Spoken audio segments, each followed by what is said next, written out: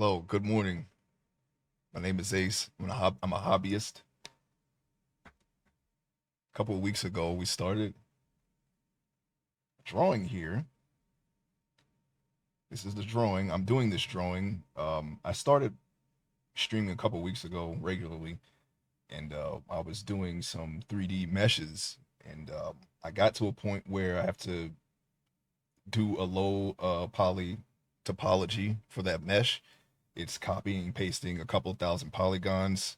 I didn't want to stream that the whole time, so we're working on this while I work on that off stream.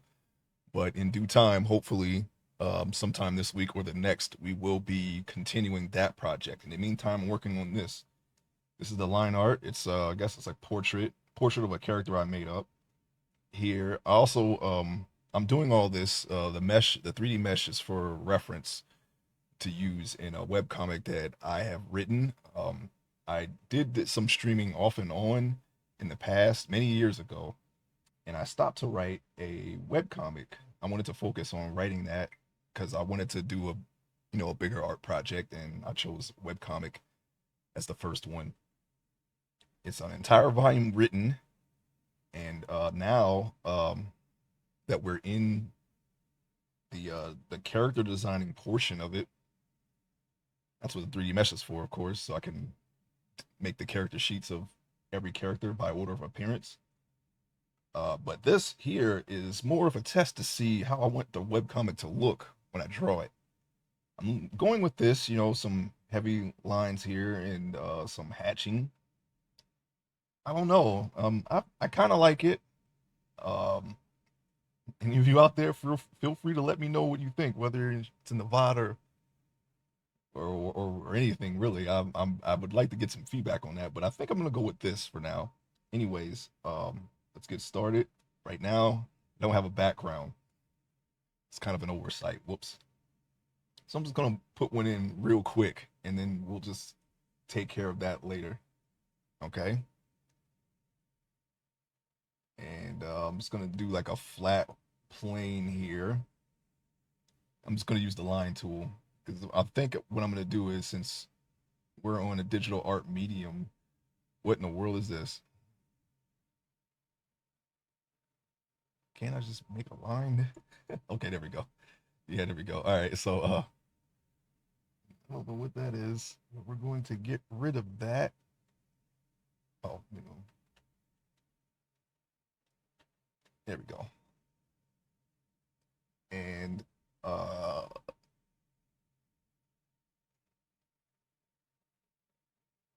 yes, do that. Okay. And we're going to make a little like a little plane here, a little horizon. We'll put some buildings, maybe some trees back there, and we're going to use a blurring effect and blur it out. I'm not going to put a lot of detail in the background. And then we're going to move on to grayscaling. Okay. When I started doing digital art 10 years ago, I wasn't really a big fan of. I started learning grayscale. I wasn't a big fan of it, and I felt like I wasn't very good at it. But I'm more comfortable with it now after trying out some different ways of doing it.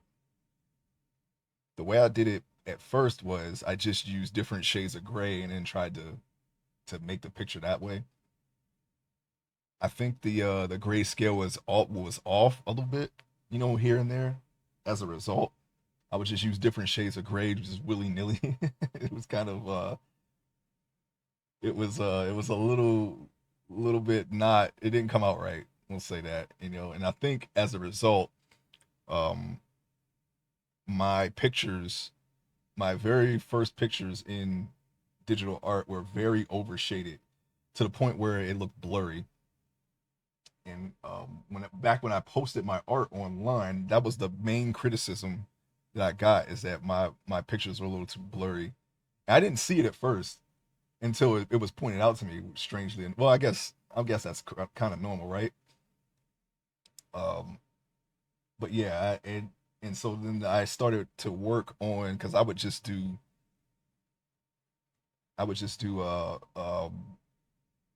just sketches and then straight to painting, right? Because I really didn't have a process. Hang on, let me merge all this down. I really didn't have a process, so I just went ahead and just sketch and paint, and my pictures were very sloppy as a result. So I started doing line art and learning that, and it took a while, but I got to a point where I have like a more sharper image, kind of like this here. I guess it would be more sharp compared to what I did uh 14 years ago. I think is when I started doing digital art. I graduated. Well, I wouldn't say graduate, but I moved from pen and paper or pencil and paper to digital art in 2010. I wanted to try it out. My original plan was to do a story in animation, but at the time I hadn't done any drawing in a few years. Like I kind of took a break from art and I had to kind of relearn. And then I moved to another medium, so it was like starting over again. Starting trying to learn all over again. But there was a period of time where I didn't do any drawing, and as a result, I had to basically relearn a lot of things. So it took a while, but I'm at a point now where I feel more comfortable with the results. And even back then, it didn't take too long to get back in the shape, even with another medium.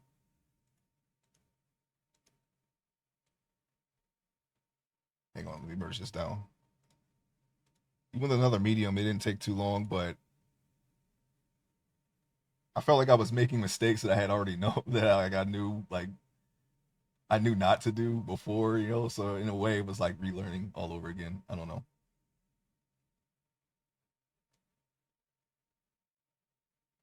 Just gonna erase this real quick. Okay, there. I have a little bit of a plane here. I'm looking at a picture of an airport.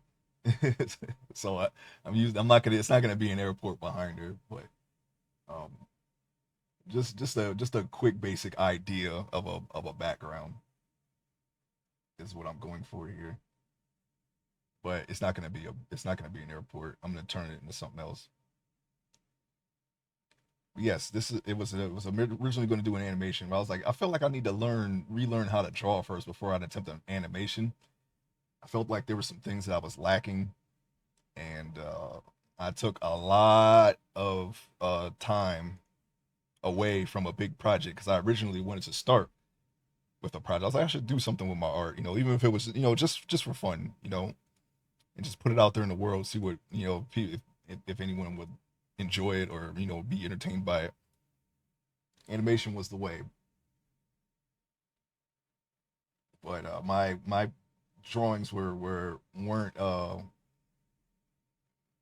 felt like I should definitely learn relearn how to draw first. So I took some years to do that, and I still want to do the animation. I had this story or stories, I should say, that I made in elementary school and high school that I just refined a little bit. From what I thought as a an edgy teenager or a kid or whatever, and just tried to bring the stories up to speed, make them make a little bit more sense than they did before. Oops. But it's pretty much the simplest story. It's a very complicated universe that I've made, and I wanted to basically just flesh it out in some way, shape, or form. The webcomic is this picture has nothing to do with the webcomic, by the way. It's just I consider this a whole other thing.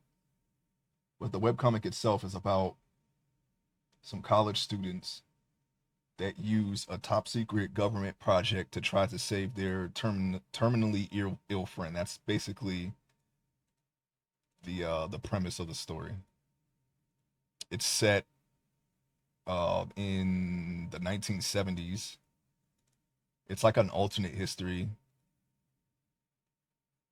and it's got a little bit of, it's got a lot of stuff in it. You know, it's a little bit, it's mostly sci-fi, but it's got a little bit of like fantasy in it. Some action, some drama, things like that. But that's basically the premise of the story. So I'm really fighting with the line tool here. It's hard switching back and forth between Clip Studio Paint and Photoshop, and just rasterize the layer. I didn't even do that. Hold on, wait. Okay, I don't know how to do that. I'm sorry. And I keep making more lines.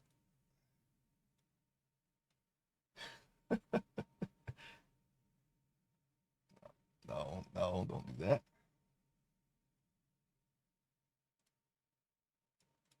Okay, we're just gonna switch brushes from now on and then confirm. Are these lines even straight? Probably not, but we'll fix it. We'll fix it with regular lines, okay? Yeah, that's the premise of the web comic. It's set in the 1970s. I think it's over a 35 or 40 year period.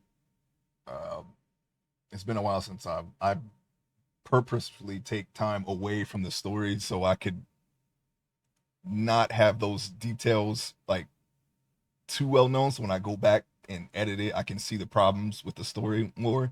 I'm a very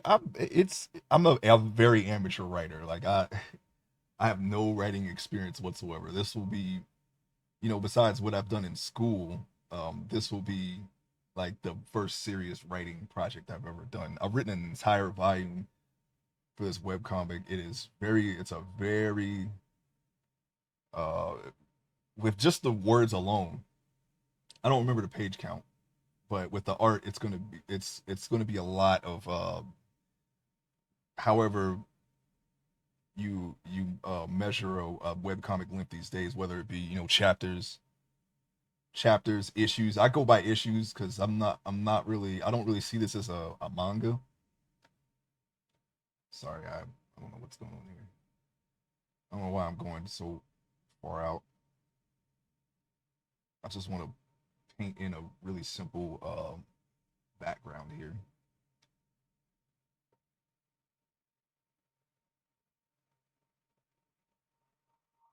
I'll go with three. Let me see if that's okay. That's good enough.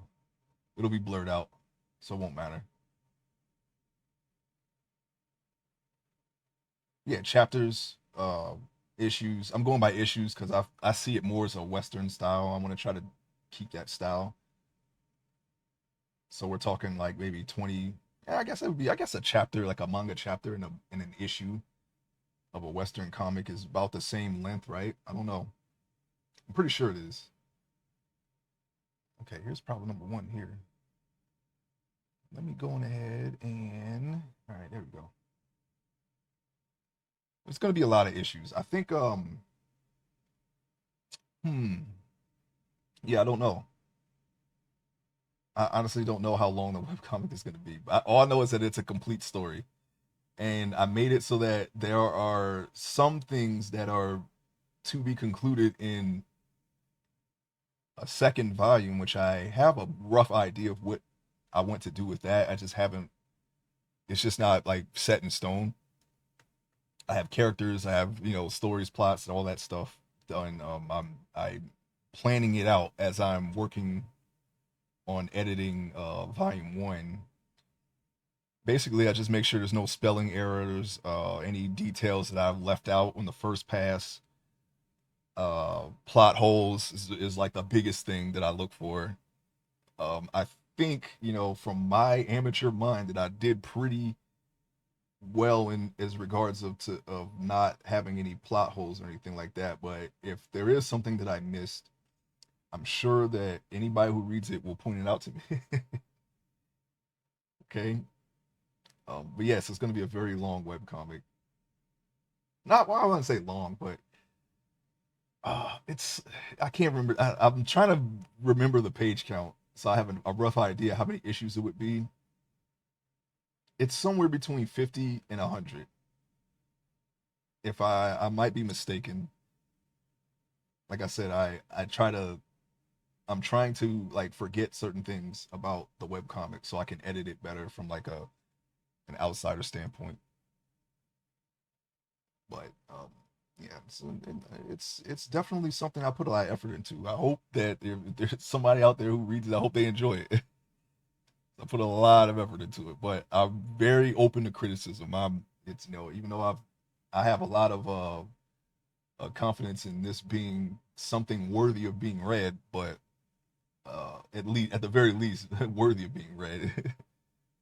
But if there's something wrong with it, yeah, I hope somebody points it out to me so I can fix, so I can try to fix it, fix whatever I did wrong in this volume in the next volume. I have 3 volumes planned, and then after that, I guess this story is done, and then it'll kind of transition to doing animation, which is kind of like the sequel to the webcomic, I guess. But it's set in the same universe. It might not be the same story, but it's set in the same universe at least.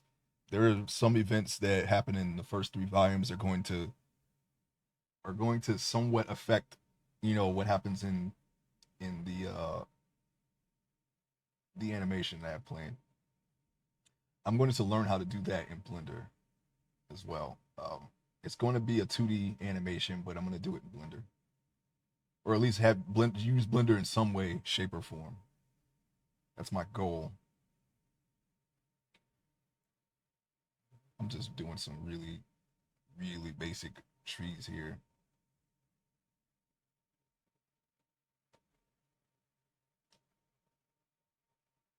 I'm just gonna draw this tree in. Let's put a tree here. I was gonna put like a. I'm not gonna do this with lines. Let's put a pine tree here, or pine looking tree. I don't know. It's gonna be random. I didn't really put a lot of effort or a lot of thought into the background. I don't know, like if like I've never actually. I watch some artists on Twitch, but I don't really look at their full process. And usually when I try to like when I say okay, I'm gonna go back and look at the VOD, there's like some I kind of forget to do that. But I like trying to it's like only if I have like a problem with something like that I am doing, like I'll try to see how other people do whatever I'm trying to do.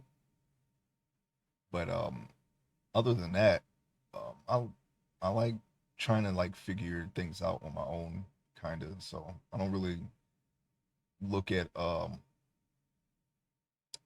other artists like that. But I should though. I think I should. Like I said, I have a few. I have a few artists. I do like looking at people's art. It's very entertaining.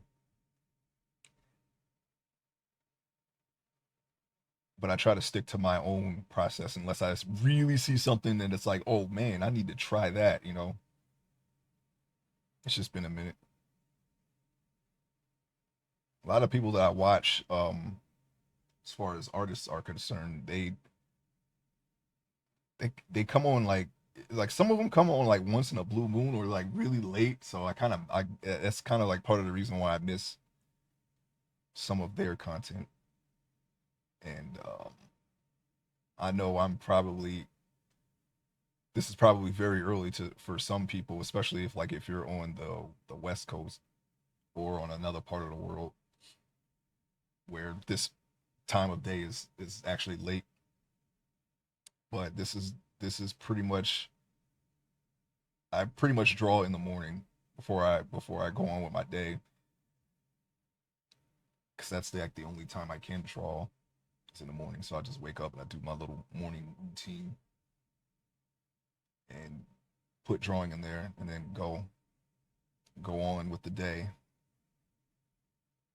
This is right now. This is the only time that I can draw. So I'm gonna try to fit it in later, like not later today, but like later in the day, someday. Like maybe just do another art stream or something, just to see how it goes. I don't know,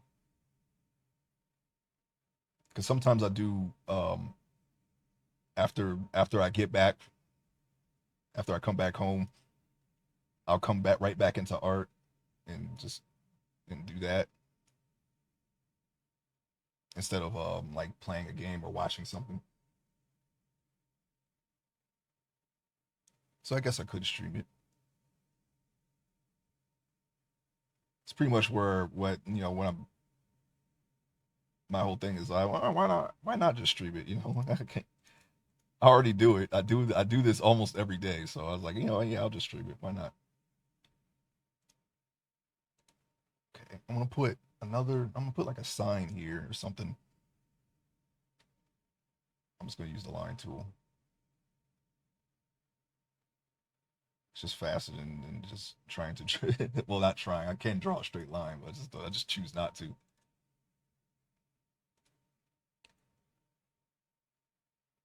Okay, let me merge all of this down. It's getting a little crazy here. I got it in its own folder. So, okay. We have a very basic background here. Looks kind of futuristic, which is fine by me. I have like later parts of the story are kind of like it's kind of in the future. So, it's fine. Or stories, set, after the webcomic. It's kind of all over the place as far as time is concerned.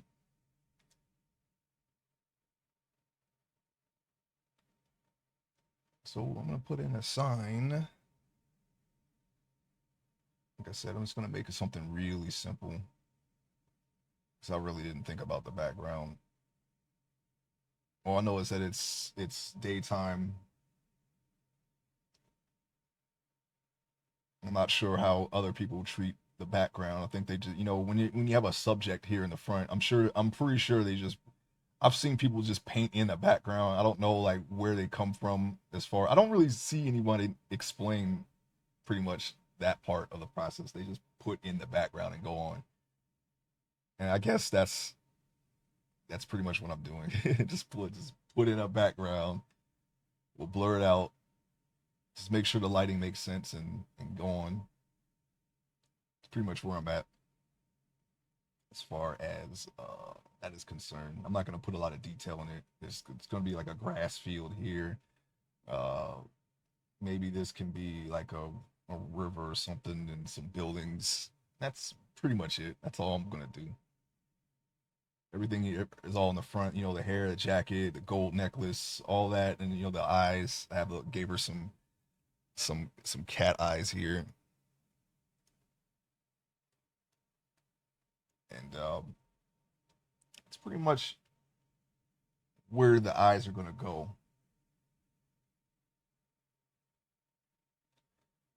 Okay, so what I want to do is I want to put in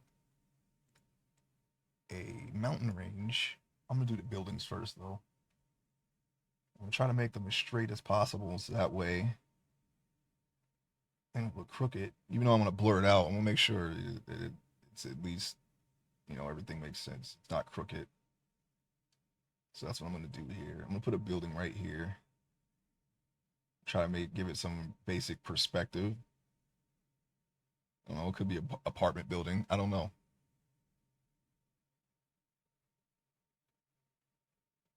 As far as I haven't really been watching anything lately. I've just really just been practicing my art. So my streams can go a little more smoothly. But I have made time to watch X-Men 97 because that's something that I watched as a kid. X-Men was a really big influence on my art, so I tuned into that. I like where it's going. I've been enjoying it. I keep hearing things about Fallout. I'm a big Fallout fan. I like Fallout games. But I wasn't in since the beginning. I didn't have a computer when the first two Fallouts came out. You know, Computers were just in school for me at the time. So I didn't try the first two yet. I think I might do that though on maybe on stream one day. Eventually I will play games because I planned on that's how I started, just casually streaming. Just whenever I felt like playing something, I would just turn on the stream and play. I had no camera, no mic or anything like that. But now, I think maybe, well, I can't say later this month because it's already a 22nd, but maybe well, maybe, I don't know. Maybe I could do this later this month, at the end of this month, which is where we're probably at, or sometime next month. I'll start doing game streams too, just for fun. I do play some games. I play a variety of things. I don't really have any type of genre that I stick to. I really like open world games though. But anyways, yeah, Fallout. Fallout is one of those open world games. I came in at Fallout 3 though. I played Fallout 3, 4, and New Vegas. Four was fun with mods. I mean, it was kind of bland, Fallout, but I enjoyed Fallout 4 the most when I had mods, when I had it modded. But anyway, I hear the series is pretty good. People like the series, so one day I'm going to sit down and check it out.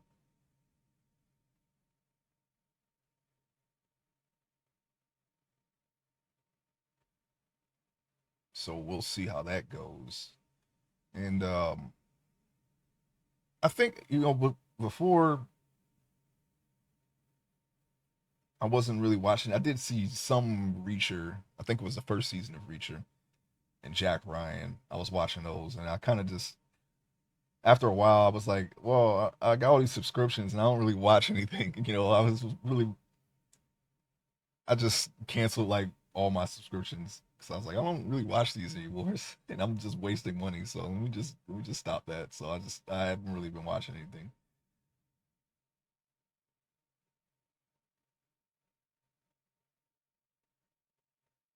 Also heard that Peacemaker was good.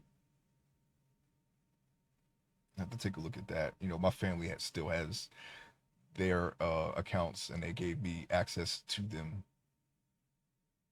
So I am thinking that one day when I feel like it, I haven't really been feeling like watching anything. Sometimes I'm like I don't feel like watching X Men right now. Uh, Sometimes I don't even watch that, but I'm sure one day, I don't know. I don't know what it is. Maybe I'm just not in a mood for it, or if it's just like shows haven't really been as entertaining for me. I don't know. I don't know why, but I'm sure that the interest will return one day. I don't really have a problem with anything that's out right now. I haven't been watching any movies either. I might see something like old, but there's really nothing to look forward to from. Oh, what was that one? I keep forgetting the name. It's a long name. There was one because I kind of like action stuff, right? It's it's like a military movie that's coming out. I can't remember what it's called though, because I don't really pay attention to it. I'll come back with the name one day. Okay. There was one movie that I kind of wanted to see. I just don't remember the name of it right now.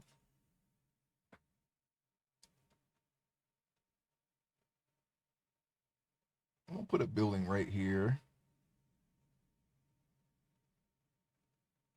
just for the sake of it, and let's put a building right there. Why not? I'm just sketching in the background now. I'm not even like I said. It's gonna be blurred out, so it's fine.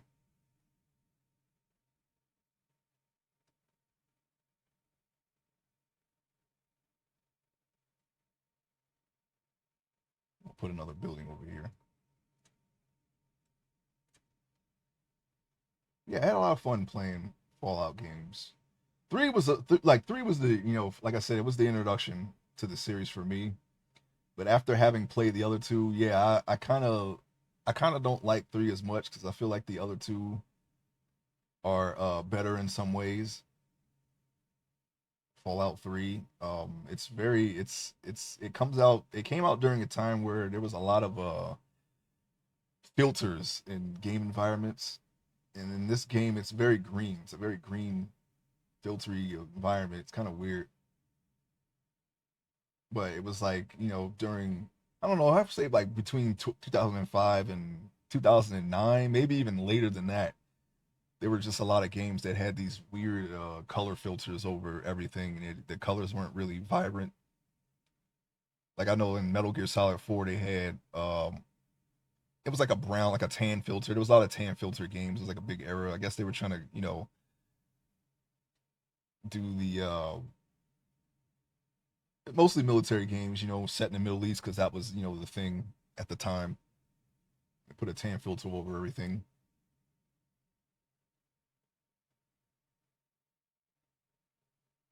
I guess New Vegas kind of had that too. It was like a very orange or brownish, tannish thing. Fallout 4 was really colorful in a way. I don't think there was a filter over that. It came out in 2015 though, so people really, since computers are kind of like strong now, more graphic and games are more graphic intensive, they really want to show off all the features that come with that. So they don't really do filter stuff anymore. But going back to those, you can take all that stuff off with mods, but and it's a really night and day difference too when you do that. It's kind of weird. Oops, let me do that. All right, so now I'm gonna do a little foreground a little bit. Just put some plants here.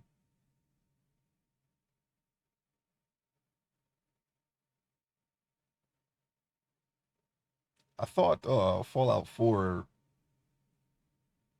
which I heard is doing really well now because of the show. Well, I mean, not that it wasn't before, but they had a game after Fallout 4, Fallout 76, which I believe is on sale for just a couple of dollars.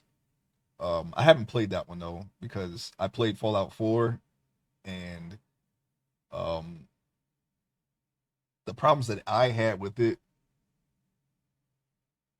were it was very. I know that the script, the way the game does scripts and the engine is very unstable, so you'll get a lot of memory leaks or crashes or and things like that. And when I heard that not only is Fallout 76 the same engine as Fallout 4, but it's also multiplayer, I felt like that it wasn't going to be able to handle that, and I skipped it. And what do you know? It didn't have a great start. I think they said it's better now. They kind of like pretty much fixed it, and it's actually good now, but it kind of put me off, so I didn't really get it. I didn't get it, and I don't really want to get it, to be honest, at this point, because I don't really care anymore. I hope that they don't give up on the series, and hopefully that the next game that they come out with is really good.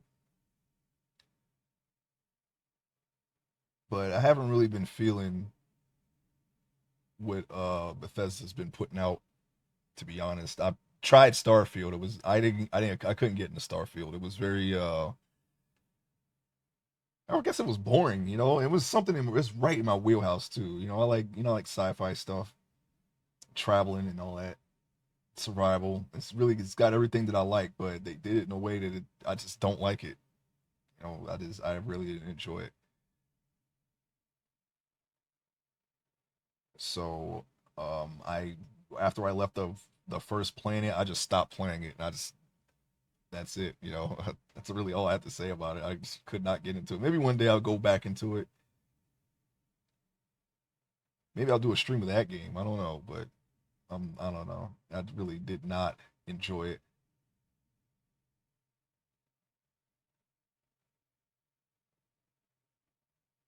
I haven't really been playing. I haven't really. I kind of want to play the Fallout's that I have played again, even four. Even though I felt like I didn't enjoy four as much until I modded it. Then it was kind of fun.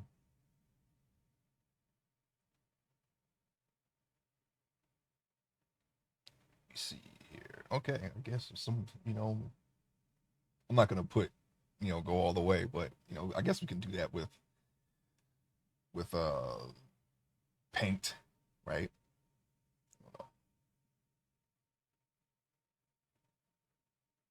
Yeah, Fallout's kind of like in a weird place for me right now. It's like I like the series, but uh, really haven't really been interested in playing 76 at all. Even though I do want to play the first two though. Those are the only two that I want to play right now. I just don't know when I'm going to play them. Okay, I'm going to attempt to move on to grayscale now. It's going to be really simple. I'm just going to color all this in.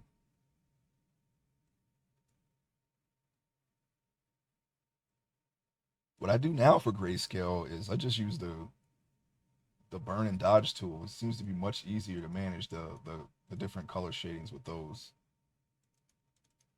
Okay, let me use for some reason that arrow is just not going to click open for me. So I am going to use the shortcut. All right, I'm just going to color this in.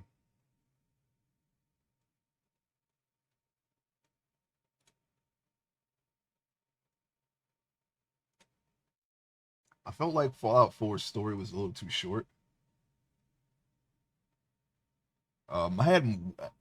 The story was it seemed very bare bones too. It wasn't a lot there. It's like eight. I think it's like eight things, and that's it. And I don't know. I didn't really count how it was with the other ones. It could be just as short. I don't really remember because it's been so long since I played Fallout 3, New Vegas, and all that. But it felt like your choices really made a difference. I didn't get that with Fallout 4. But like I said, my memory is a little shaky, so I don't know. I haven't played it since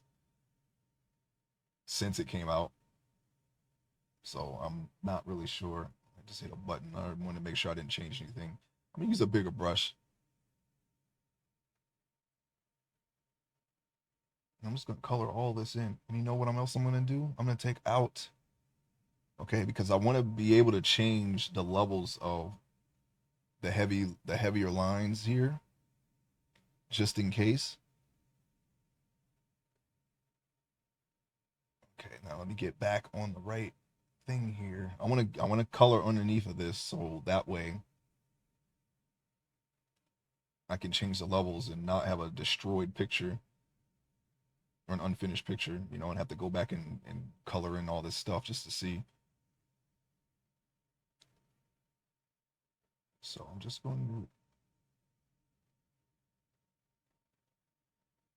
to, I don't know, using the paint tool for me is is weird. What I would have to do is I have to duplicate these lines and then color it in, and then it doesn't turn out right. So I prefer to just color it by hand. I'm not really sure how to use the. Wait, hold on. Let me see something. Oops.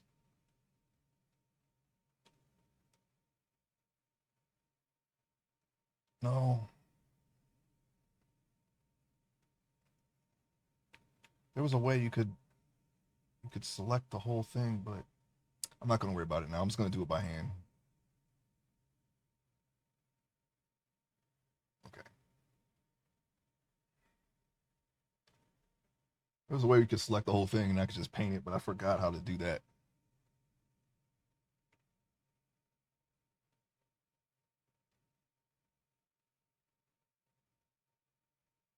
Oh, it's not working. Okay, never mind. Just gonna do it by hand for now, and I'll figure that out later.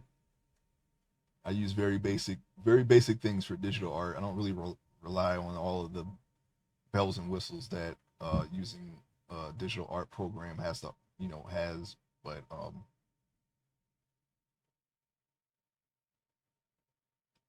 one day I will.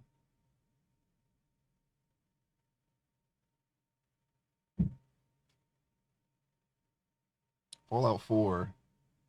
Yeah, the main quest really. I mean, I don't know. It's not like New Vegas where you can do. Well, I don't know. Yeah, you can't. I'm pretty sure you can do multiple things for multiple factions in New Vegas, right? But four kind of locks you into one faction, and you just do all those, and then you have to replay the game to do the other two. I think that's how it went. I don't know if that's not an accurate thing of Fallout 4. I'm sorry, I haven't played it in a while. That's how it felt to me. You got one DLC that kind of if you were heavy into settlements like I was, there's one DLC where you basically have to like destroy all the settlements. And it kind of undoes your work. I don't know if that's I don't know if that's right. It kind of destroys all the work that you've done with the settlements. Because you're basically raiding with raiders your own settlements, which kind of doesn't make any sense. It only really makes a difference uh if you didn't do anything with the settlements at all, then you could just go all out, right? But for me, I had every settlement built up, and you kind of like go against that when you do that DLC. I think there was another DLC that really didn't matter. Was it Nuka World? I don't know. No, Nuka World was the one I'm talking about, isn't it? Because Nuka World is where the raiders are. So there's Far Harbor, there's Nuka World, and then there was another one. I think it was Wasteland Workshop or something like. No, or, I don't know. I could be getting that mixed up with mods. Hey, 99. Good morning. Okay, no problem. I'm just talking about Fallout. um, uh, yeah, I mean Fallout 4. While it was somewhat fun, but it seemed like it had less than the other Fallout's.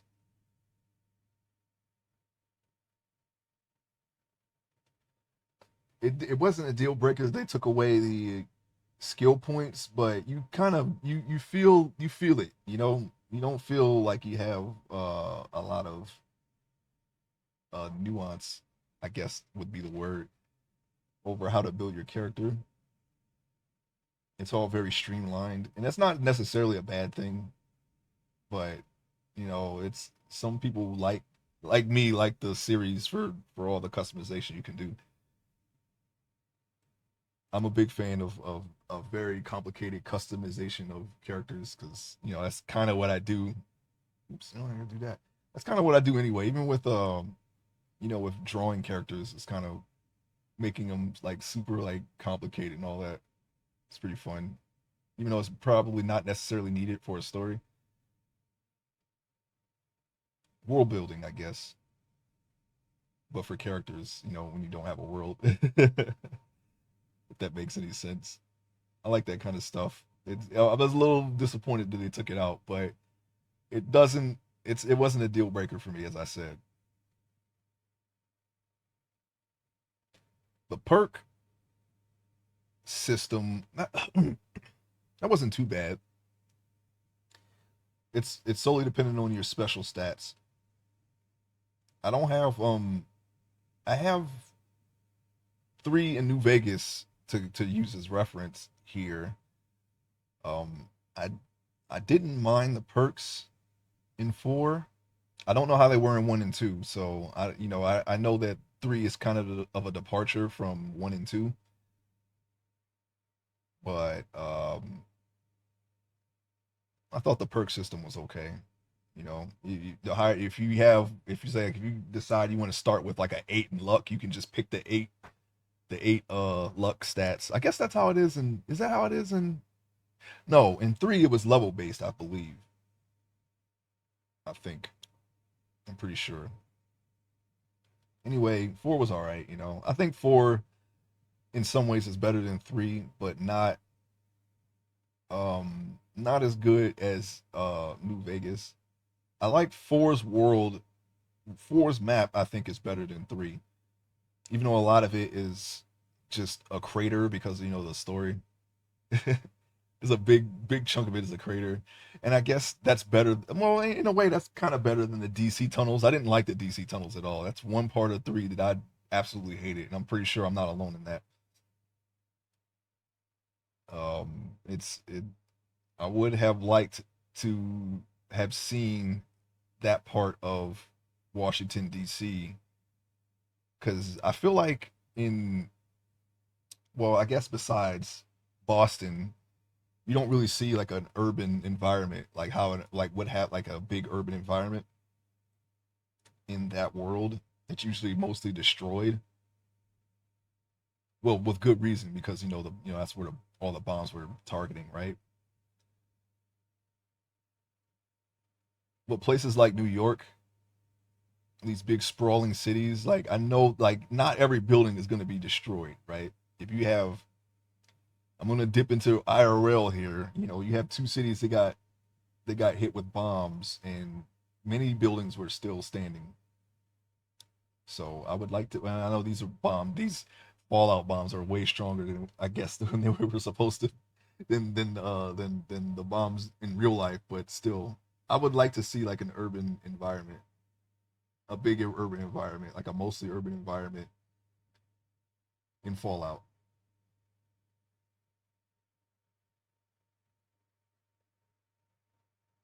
and how people would have survived in that. Because you have like places like the Pit, Pittsburgh, and I know Pittsburgh is not New York City, but it's still there.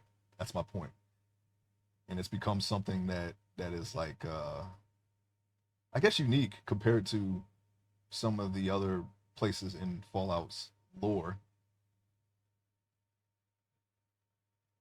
So that would be interesting. And I know that I think there is some game, there's probably a game out there that does talk about how, like, what's going on in that place. I don't know. Maybe in the next Fallout. I would like it if, I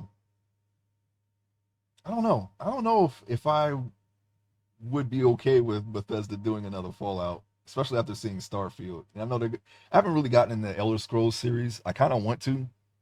One day I'm gonna sit down and play them. I actually do have them from I think GOG gave me the games.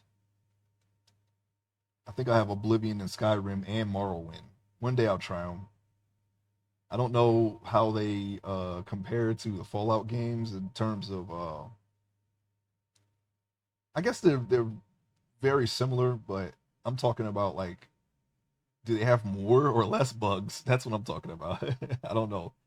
They always seem to they always seem like they work better, and there's way more mods for Skyrim and Morrowind than there are for Fallout. So I don't know if that's because it's a fantasy thing. Fantasy is probably generally more popular than sci-fi, but I noticed that like the mods are like there are way more mods, and I don't really hear too much about the problems that those games have compared to Fallout games, right? I got Fallout for PS3. I could not finish it because of the memory leaks. Because you know what? I don't go straight for the main quests, right? I know there's a lot of people that do. I go for the side quests and completing the map and exploring the world. So by the time I start the main quest, my save file is probably going to be bigger than most people's, right? And getting stuck in the ground and crashing my PS3 repeatedly to the point where the memory is the save file is corrupted. I pretty much had to get it for PC in order to finish it. And that's how I learned how to mod was because of Fallout games. I just got it to a point where it wasn't like it was stable. It wouldn't crash anymore. That's what I had to do in order to enjoy those games.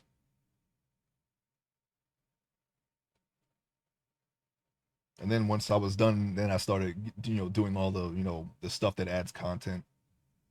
That's always a fun thing when it makes sense. There's a lot of things that don't make sense.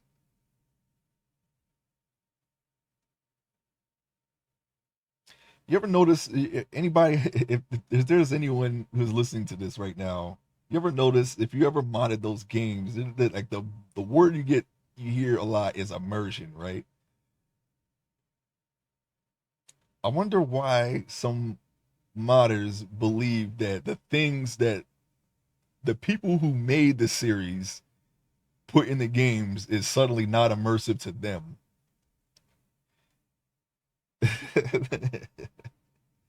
That always baffled me. It's like they made this series. Why are you gonna tell them what is and what isn't immersive? But it's whatever, you know. You enjoy the game how you ever want to enjoy it. But I was always confused by that. Like, oh, this isn't immersive enough. I think that word just gets overused in the modding scene.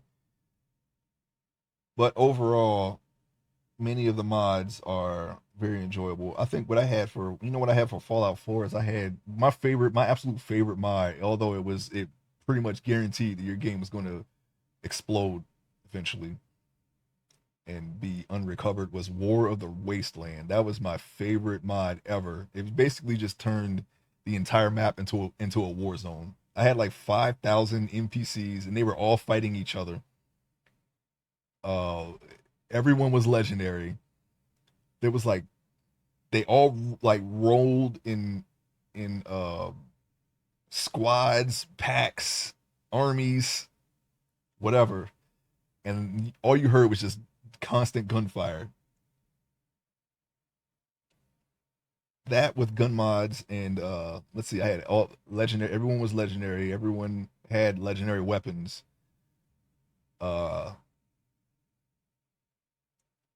Additions to settlements and whatnot. It's basically the main things that I did with my Fallout 4 mods. So the first 12 levels were like the scariest ever, right? You basically had to hide and you take cover and whatnot because I had lethal headshots even on me. If you shoot somebody in the head, if you shoot a person in the head, they're going down. But if you get shot in the head, you're also going down. So you had to be careful. And I made it more. It was slightly more realism based.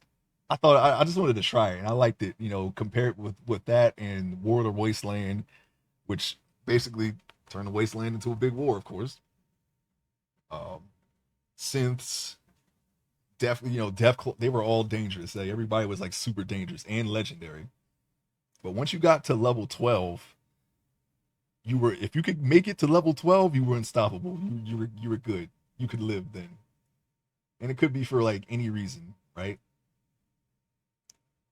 You could have like an explosive bullet gun. That's enough because you shoot somebody with that, the explosion will hit them in the head eventually. If you're a decent shot, anyway. Um, it was very interesting. That's probably my favorite mod. If you could get like some rad roaches, like some like a because rad roaches are even as legendaries, they're kind of easy to kill. So if you ran into some like a bunch of rad roaches that were running by or whatever, because packs of animals would just run by and they might not see if you're stealth, they might not see you. So that's why stealth is kind of important in my game. You had to pretty much like hide and scrounge and try to find a good weapon so that way you can fight back. And, people could be shooting fat mans in the distance, whatever. And every one of those fat men could have the chance of crashing your game because there were so many fat men going off. You're like, you would hear like an explosion. And it doesn't have to be a fat man. You just hear like gunfire and explosion in the distance. Oh, what's that? I gotta see what it is. And you run out. I would run because it's my game. I don't know if anybody else ever played that mod, but I would run over there and try to see what's going on, and then end up inside of a big fight or whatever. It was very very fun, but the game could not handle it whatsoever, unfortunately. Uh, but yeah, you had gear, you had guns at level 12, you had perks. So after that, you were pretty much a killing machine if you could make it. And since there's so many fights that you get into very early in the game, like it just takes one good fight and you'll be like on track to like kind of like steamroll yourself to victory. And you're not invincible because you can have all this stuff and still get shot in the head and die.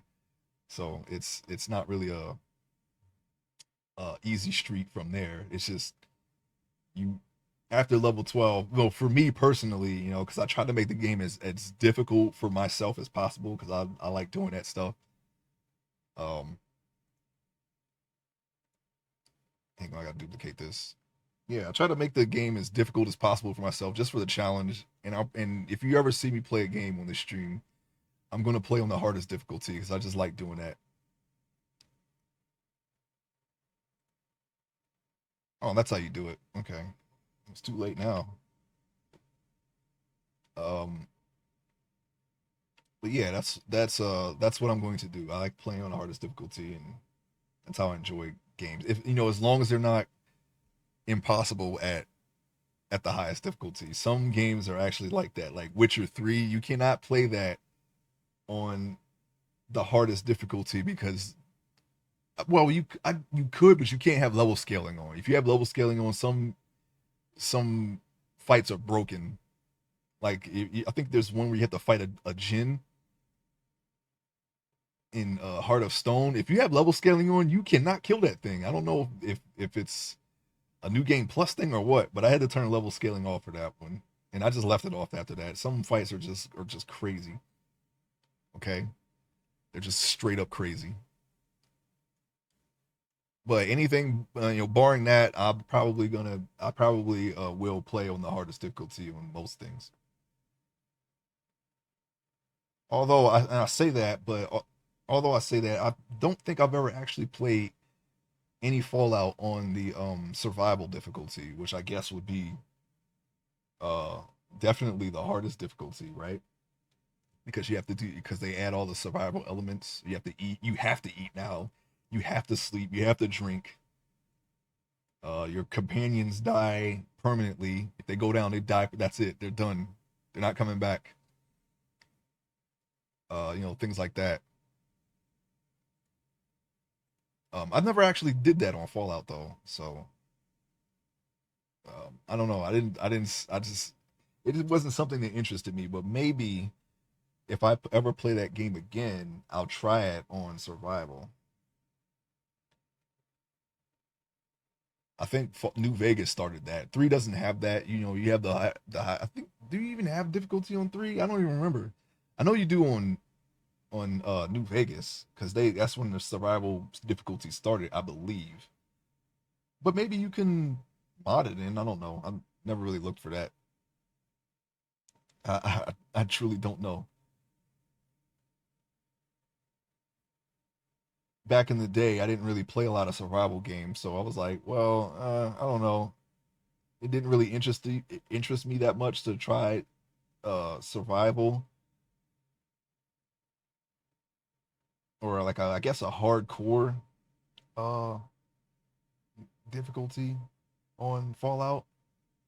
But since then, I've played a lot of survival games. So now I guess I would be more open to playing that mode on Fallout. I just have never really did it. You know,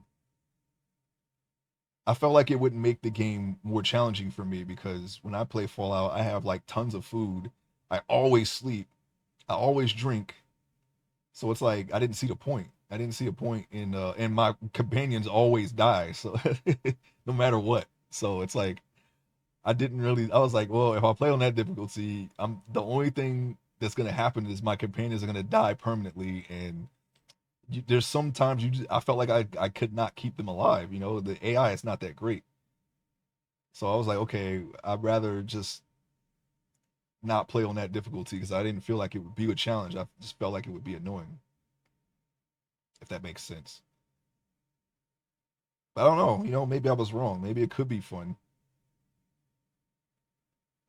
So what I'm doing is I'm just gonna lay in the shadows here for grayscale. I like to do uh two or three. We already have one uh shadow layer with the line art here with the black, the solid black. We can change that though to blend in better if we don't want to go that much with a contrast. But I like to do like two or three with the grayscale. So we're gonna do that.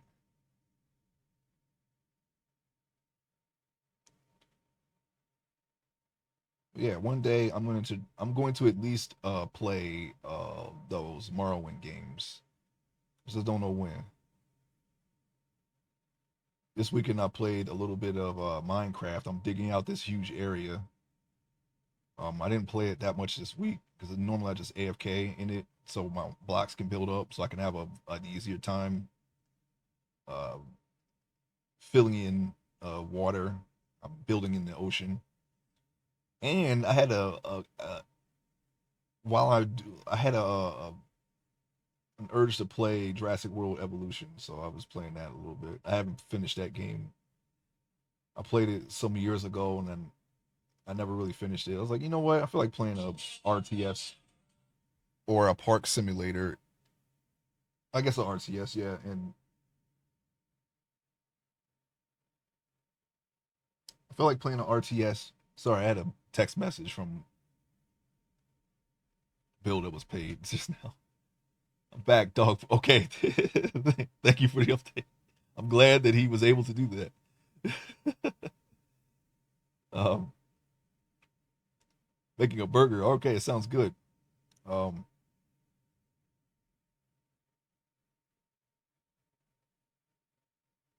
I lost my train of thought. I'm sorry. I don't remember what I was talking about. Morrowind, I think it was. Yeah, I don't know. Oh yeah, Jurassic World Evolution. Sorry. Yeah, I had a. I felt like playing an RTS, so I played that. Once you get the hang of it, it's very easy making a functional park. It's kind of fun. I kind of want to do two. I kind of want to play two, but I haven't really finished one. And I heard, I don't know if this is true, but I heard that two isn't much different, so I kind of held off on it. Maybe if it ever goes on sale, I'll play it. I didn't like Jurassic World. Jurassic World Evolution. You talking about the game or the movie? Or both? I don't really care about the movies to be honest, but I do like the game. Two just adds biomes and changes the story. Okay, the games, yeah. I was playing a little bit of one. Uh, it's like I'm still like on the first island, but I have everything maxed out. So it's like okay, when I go to the other islands, it's gonna be a super easy time. And you know what? You know what I just did here? I want to take the darkness back off so I can put the shadow underneath in case I decide not to go with this level of shadow. I can reduce it and not mess up the picture like I had said before. So I'm gonna do the shadow underneath as well. Let's see. You don't want to do. You want to avoid what you've already done because then I'll just make those areas darker and it's not that time yet. See right there.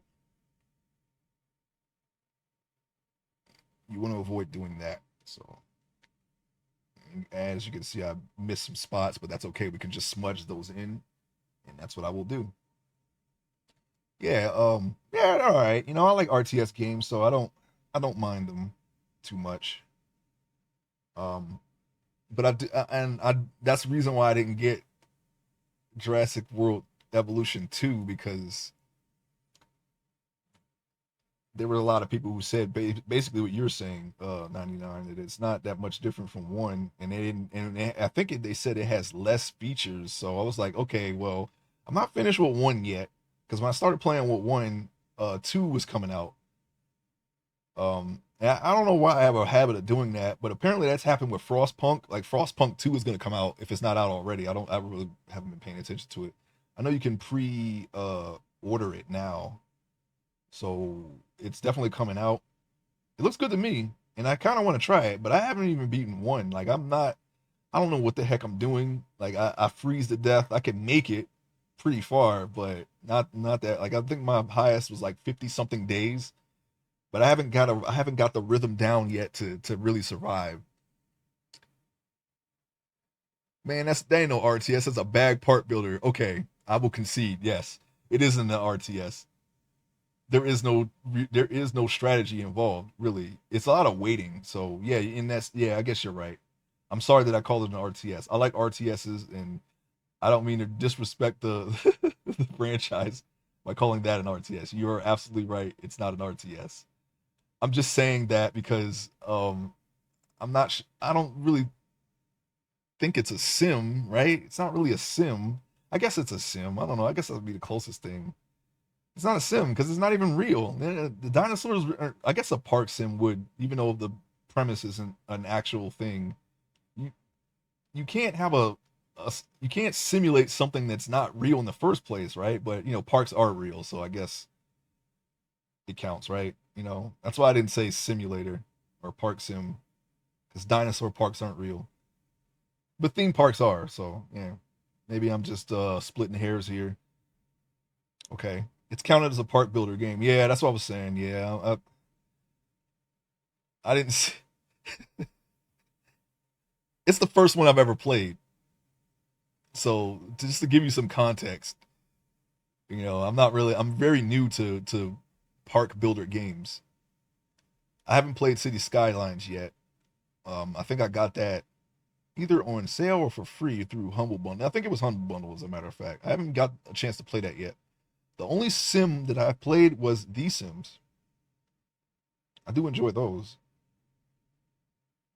Um, but yeah, Park Sims. Oh wait, well I played. No, that's not Park Sim. I played Roller Coaster Tycoon. Not Roller Coaster Tycoon. Railroad Tycoon. That is the closest thing to a Park Sim that I have played. I know they have Park Sims, but I only play the Railroad one. So there you have it. Skylines is a master game. Get two when it's on sale. Tycoon games are Park Sim genre. Yeah, yeah, I know they make I know they make Park Sims, but Railroad Tycoon isn't really a park. You're just connecting cities together with railroads. Moving goods and whatnot. That's not really a park, but I get it. Yeah, I get it. It's the same. It's probably the same mechanics, even though I've never actually played it. I'm going to smudge that in. That's a mistake there. But yeah, that was the closest thing to a park sim I played was Railroad Tycoon. I keep saying roller coaster. That is the first one I've heard of. That's why I keep saying that, but I've never actually played it. I had a Dreamcast once upon a time, like many people, and they had demo discs, and Railroad Tycoon was on that demo disc. I do like the soundtrack. It's a very bluesy soundtrack. Um, it doesn't it and it takes place in different time periods too. You're building railroads in different time periods. Even for like a war effort in I think it was either World War I or World War II, and it's all over the world. So it's very broad, a very broad railroad building game in a sense, I guess. I mean, the mechanics don't really change. It's just like I said, just different time periods. Broad in the setting. Those mechanics are why it's called that. Yep, yep, yep. I have nothing to go off of. Like I said, I've only played the railroad ones. I don't know how the roller coaster ones are, but I'm assuming it's all within one park, right? What kind of RTS are you looking for? We're talking a resource style, building style, troop style. I like all that stuff, to be honest. I do want to get Frostpunk. I still want to get Spice Wars. I think that's probably closer to Frostpunk, right? Um, and I regularly play Age of Empires, um, Rise of Nations, which is my favorite.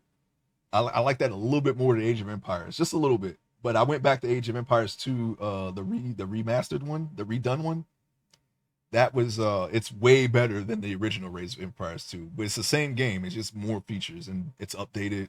Um it's not necessarily a remaster, it's more like it's a full on like update. It's full on updated, like in every way. So I like this genre as a whole, to be honest, 99. I don't really have like a specific thing that I look for within the RTS space because I like it all. I just like those games. Doom got me into that genre. Um, Sambo had Doom: The Battle for Arrakis on Genesis. That's how I got into it. I borrowed it from him along with Buck Rogers, my first RPG, and yeah, that's I got into these two genres that way. two holes, two completely different, but two of my favorite genres in video games, all in one fell swoop. They had Doom games before they had Command and Conquer games. They came out with Command and Conquer like 2 or 3 years after they did Doom 2 and Doom the Battle for Arrakis, which is Doom 2 port for Genesis. It's probably I haven't played actual Doom 2, but I did play Battle for Arrakis. I don't know the differences. The only thing that I know is that the same guy made the music, and he kept making music for Command and Conquer and Dune and Emperor and Dune 2000, and all of that is from that same guy. So I guess I would consider myself a fan of that person's music. Some of that stuff is actually in the playlist that I have playing right now in the background. That's how I did too. But us skipping school to master StarCraft 64 made a lifelong. Oh man, I remember that. That and that freaking B. Yeah, I was hooked on StarCraft, man. You got me hooked into that. I was like, man, this is better than Dune. I was like, the Zergs, you know, like because I like macabre stuff. I'll probably draw something macabre. I'm considering doing that next if I don't finish this retopology before I finish this picture. Um, I'll probably do a redesign of like a creature like or like a something macabre themed like Dread. That's like one of my main OCs. Basically, it's just like a horror themed uh anti-hero. You know, it was the 90s. You know, I came up during the that dark and edgy thing, so that character is pretty much an embodiment of that era, and I'm not going to change it because at this point it might as well just be a parody. And yes, if I can make it, I will make a story with that character because that was like my main story, you know, that I made in school. That B 1,000 yard stare, yeah, that thing just would not die. He was working for the Zergs in real life. It was very large too for a paper wasp, aka yellow jacket. That's what it was. But I guess they're actually paper wasps. I don't know. Oh my goodness, why did I do that? What I meant to do was smudge. I'm still a big fan of the Zerg, but I think actually I like that's probably one. I like all three of the factions. I think I was not very good with. Well, I don't know. I wasn't a pro with any of them really. Protoss, I think I needed to really work on, but I enjoyed the Protoss. Terran was good because you can put those siege tanks down to destroy anything. But for RTS, I recommend Timberborn. It may look like a joke, but the game is solid and it's super cheap when on sale. Oh yeah, okay, Timberborn. I have to. Is it on Steam? Send that to me, please, through my through Discord. So because I'm gonna put that on my wish list as soon as I'm done with this stream here. Photos. Oh, Protoss was my fave, but I played best with Zerg. Yeah, I went straight to Zerg. I went straight to freaking Zerg. Zerg is that's just my wheelhouse. Mutated, take them and you mutate. You just mutate their units, and now they're all jacked up, and then you just have them just blow themselves up. The ground's all alive and pulsating. I was like, yeah, I like that. I like that. That's definitely actually, and thanks to the Korean esports, I actually learned how to Zerg rush by watching that stuff. And I carried that over to other games too. Like I can Zerg rush. Well, I mean, they're kind of built for this, but I can Zerg rush with Aztecs on Rise of Nations. I wonder if there was a culture or whatever you call them in Age of Empires. I don't know what they call the teams or whatever. I'm just gonna call them teams now. I wonder if anybody in Age of Empires 2 can Zerg rush because I never actually tried. Hmm. I would like to learn more about that when I get time to. I like to try to do that. But yeah, some of those tactics I learned from StarCraft, I put in other RTSs. Maybe the Vikings. I don't know. Sometimes I see people on Twitch playing. They always play Vikings, and I was always wondering why.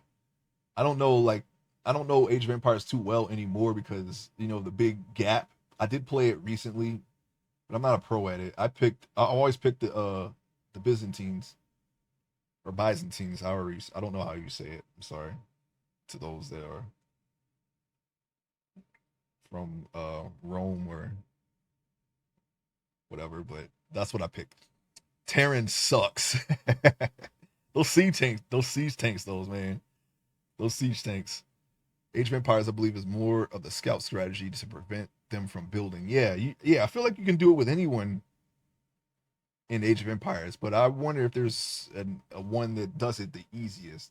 Like with Aztecs, right? When you have a barracks, you start off when you build a barracks, you get you get a couple free units, and then on top of that, you get extra resources when you kill something in battle. So they're perfect for that. All you have to do is just like harass them, and you will eventually like outpace them in everything. Now here we done goofed. I did not place any color here in this little strand of hair, so we're gonna have to go back and fix that. Viking tier 2 has most HP. I wonder how they are when you don't play on a map of water, because I know they got all the water stuff, but usually, I don't, well, back in the day when I was really into it, didn't really play on a lot of maps with water, or like water that could, uh, that you can actually like have a navy in. So I didn't really get it, but I don't know. Like I said, it was very poignant in what I did in Age of Empires. Like I only played the Byzantines. I think I may have tried like Japan or China, but those nations are stronger in Rise of Nations. Like because every nation has its own ability, like specific to them that no one else has ever. It's not like and not in the sense that like Teutons have Teutonic knights. Not like that. It's more than that. It's more than that in Age of or not Age of Empires or Rise of Nations. Like they have legitimate like unique things only to them on top of the uniqueness of their nation. I don't think you can pick them with water. South America and China for land, right? No, you can pick them in any map. They never locked you out of a nation. I'm gonna call them nations. I don't know. You call them nations. I call them nations because I played Rise of Nations. Okay, it was a point where I was like, well, this is new. This is newer, and no one's really playing Age of Empires like that. There was a group of people that I was a part of that played Rise of Nations. You know, they were on Age of Empires 4, I believe, at the time. So I thought maybe that series was pretty much done. I was wrong, of course, but I thought Rise of Nations was like the new hotness. So I do like it though. I like it a lot. It's one of my favorite RTSs. But yeah, you can pick Viking. You can pick anyone anywhere. They just have you just don't use they have more than just water stuff. You won't be able to use the water stuff because there's no water. I know they don't lock you out, but why pick a water-based character when you're in the desert? Well, yeah, that's what I'm saying. They have more than just that. I just don't. They must have because I see people pick Vikings all the time, and they're not always around. You don't always start around water. I don't. Can you even pick your starting? I don't think you can pick your starting thing, or maybe they just leave it random. I'm not sure. I don't remember. Even though I played it recently, I don't remember if you can actually pick your starting area or starting position. Not an expert. I came back to it after like 23 years of not playing it. Okay, last time I played it was literally in the year 2000. So my and it's so different now that I don't know. Not even different, but just well, yeah, very different, but not really, right? I like Rome because you just take over one building and then by mid game I got a base in the middle of their city. Yeah, Byzantines is basically Rome. Well, I don't know. Sorry, my Byzantine knowledge is a little shaky. They have Rome now because they actually added a lot of nations since I've played it. Rome is there now. But when I played regular Age of Empires 2, Byzantines were the closest thing to Rome. Rome was not always in the game, but I think they are now, so that's kind of moot. Anyways, yeah, man, RTSs are that's my bag. Yeah, I think the game counts them as Rome. Yeah, yeah. They got shoot, man. They got I don't even remember what they I don't even remember the people they added. I don't even know if I have them all cuz I think they just kept adding things. But the last time I remember Age of Empires had came out with an expansion, they added like four different things. That was the last time. Actually, no, that was a little after 2000, the year 2000. That was like 2003, I believe. Well, no, I don't know. They had a. All I know is that they had an expansion that I didn't play yet. I played it in 2003. It might have come out sooner than that though, so I'm not really sure. But what I do know is that they did have an expansion at some point, and that I played it, and they added four people then, and then they added way more since then when they brought the game back. And now they're still working on it even to this day. It's so weird how they did it. It's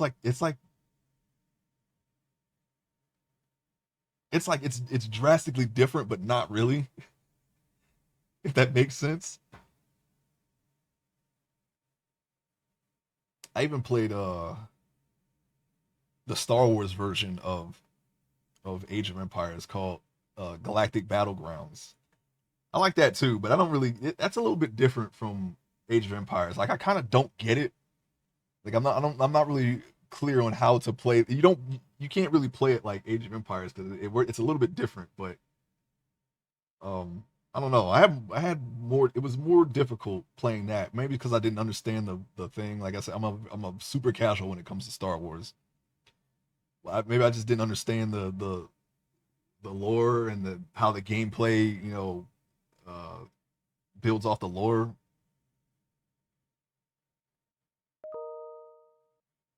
But yeah, it's a little weird.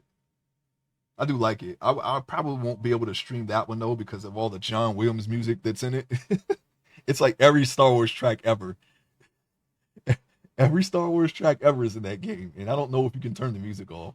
Maybe you can, but when you start the game up, you can't. It's gonna the music's gonna play. So I don't know. I don't think I'll ever be able to stream that game ever. As a result, I'm pretty sure that you can't just play Star Wars music on Twitch. It's all copyrighted stuff. Disney and I could be wrong though. I don't know. People do play Star Wars games, but I don't know about the music.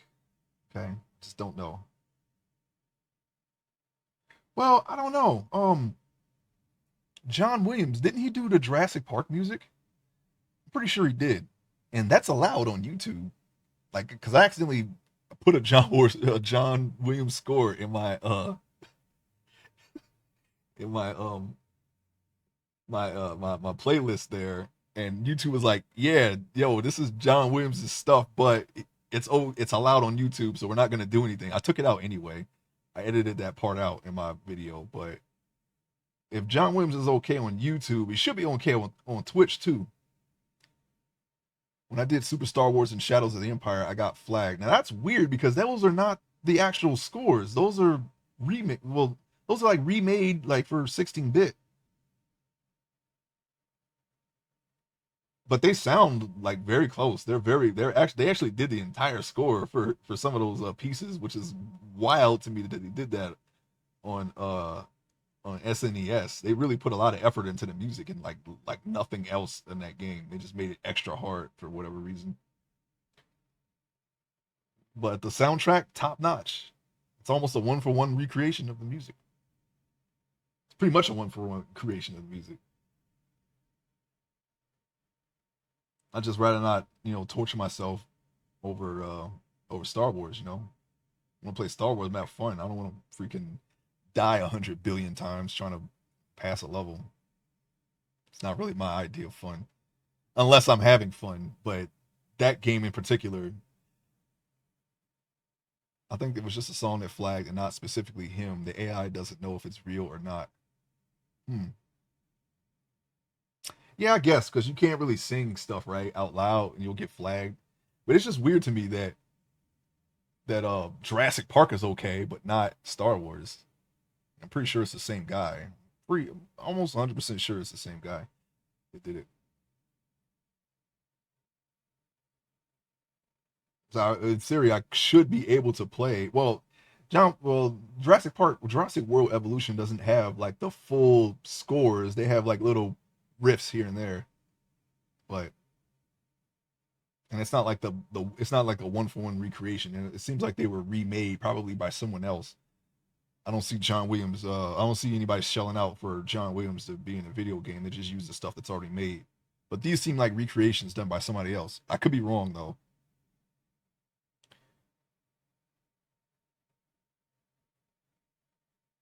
I know he did that same Jurassic Park theme. Like I'm pretty sure it's different every one of the first three films. World also has a streamer mode setting. That's good. If I ever play that on stream, I will use that. But it's kind of a I don't know, man. It doesn't seem like a good game to stream because it's a lot of waiting. Like it's a lot of waiting, especially when you try to like do everything that you can on one island. There's like five or six islands. There's five. Yeah, there's the five deaths, and then there's island Isla Nublar. So that's six islands. I don't know. Chili cheeseburger is done. Oh, good. You didn't say it was a chili cheeseburger. I have not tried that. That sounds good. I don't think it's a good stream game. Yeah, I don't think so either, to be honest. Like I said, it's a lot of waiting. A lot of waiting. I don't see myself streaming it, to be honest. I'm just sitting there watching the park for for a long time. I gotta do something. I do other things while I'm playing it.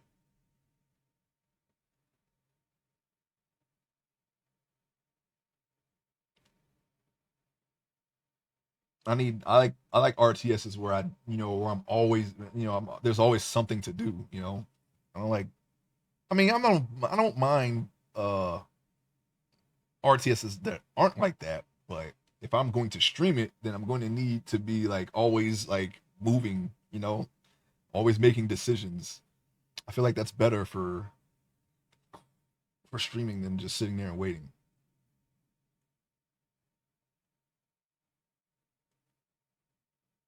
Like I can tolerate streaming 11 because that's kind of everything takes so long that you're not really waiting. You just it's just everything takes forever, but you're always doing something in a way.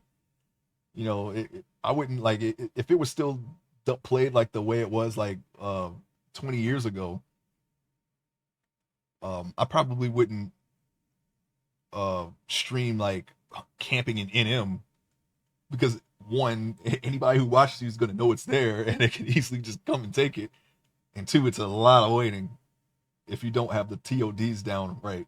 You could be waiting for a long time. I think the longest I've ever camped in NM was 10 hours. And that left a bad taste in my mouth when I walked away with the sword. When the NM popped, I died in like 2 seconds. And then someone came and helped me out of the kindness of their heart. They came and helped me and I was like, and then I'm sitting there with the sword that I waited 10 hours for to get, and I didn't feel good about it at all.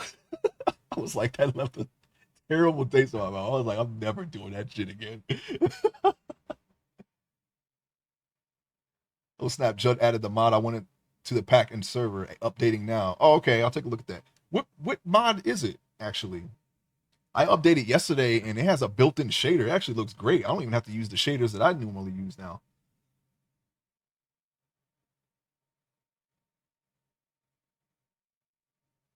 So yeah, I really like whatever that shader is, whatever shader is now in the pack. I really enjoy that. That's really good. You tried telling Jenica about our FF11 days. She doesn't get it. Oh, you tried, yeah. It's just something you have on the side. You can focus all of your time and energy on it, but you don't have to because everything takes forever. As long as you're not moving, you can multitask. At least I did anyway. I had music on. I had I remember sometimes when I hear certain tracks, when hear certain music tracks, it takes me back to those days of just farming in 11.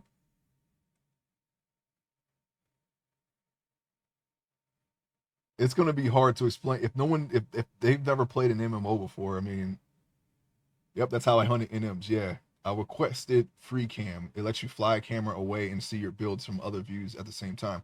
Oh, that's great. I actually like that. Well, thanks for getting that added. Shoot. That's something that could be of use to me. To me?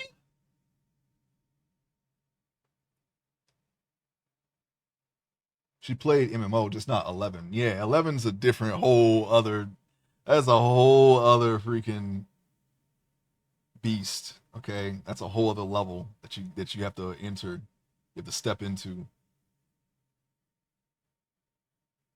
People claim that that's what it should be. But if you look at the history of the game, there was a point where people just didn't want to put up with what 11 has to offer anymore. A lot of people didn't. Hell, heck, even I was in that boat at one point. I just don't grind the game. That was the solve. That was the solve. That was the solving act for me. Just don't grind it. You'll be fine. You'll enjoy it just like you've always done. And I do the most grindy things ever in that game. I just don't do it all at once. it takes it takes, like, if I'm in the mood, I'm like, okay, I know how long something's gonna take. Like for a mythic, for example, I know how long it's gonna take for me to get a mythic. I can get one relatively quickly if I plan it out right. Just don't do it all at once, okay? And you'll be all right. Free cam is really helpful for Redstone and Create, so you can watch one area of a big machine and see the other where you're working. Yeah, yeah, I like that. Here's my problem with 11 now. Windower and guild swap are a little too important. You don't need them. As someone who switched super late, I used them for only what 3 years of my entire time playing that game. Since '03, I've been playing that game. You don't really need it. It does help. It does make it fast, but you don't need it. You can make decisions a lot quicker, but you really do not need it. It's not important. It's just people use it as a crutch and an excuse. It's like, okay, if you can't enjoy the game without Windower, then maybe you shouldn't be playing the game. I don't mean the script gear swap. I mean the act of gear swap. Oh, okay. Well, in that case, yes, yeah, gear swapping is needed. But I mean, it's a few minutes of setting up some macros. I mean, you don't need Windower though. You really don't. In fact, when I stream it, I'm not going to use any Windower whatsoever. I'm going to play it vanilla.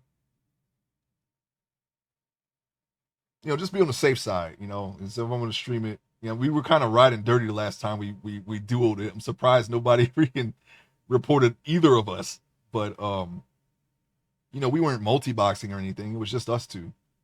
So while we were using Window, we weren't going like that far into third-party programs. But just to be on the safe side, I'm not going to use Windower anymore.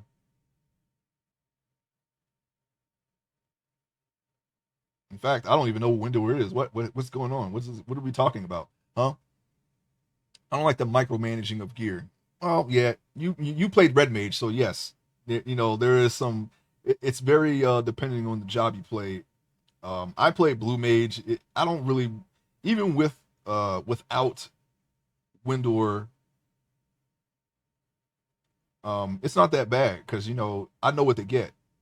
You just get something for TP, you get something for weapon skill, you get something for magic, and then once you set the macros up, you just hit the macros and you're good. I don't know, without doing that stuff, you're just sitting there waiting for your TP to hit 100%, and then you just weapon skill. Without all that stuff, it makes the game a little more dynamic. I think, you know, and I feel like that's, yeah, it's not inherently good that that's the game, right? You're just sitting there waiting, but um, doing that stuff kind of takes the slog out of the game a little bit.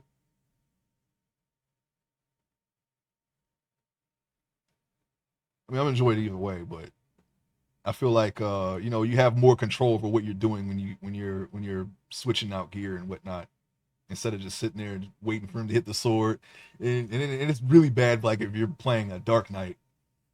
which I am going to. That's going to be one of the jobs that I'm going to level one day. I haven't really focused on that job a lot, but it's really bad when you're in that job and you have to sit there. You got to wait a couple seconds, and then you got everything in this swing. You swing and you miss, and you just, oh, okay, now I got to wait another 4 seconds to hit while this guy just chips me out. I feel the devs didn't lean into it. They could have designed more diversity into it. As soon as they designed around gear swapping, it kind of lost me. Maybe there's a way you can make it easier. Like, I'm talking about like in a whole new game, right? If you didn't have to put, if you just had a one button swap and like three different equip menus, or maybe just like I don't know, however many you want. Maybe you can set, yeah, 11 too. Yeah, like if you had like,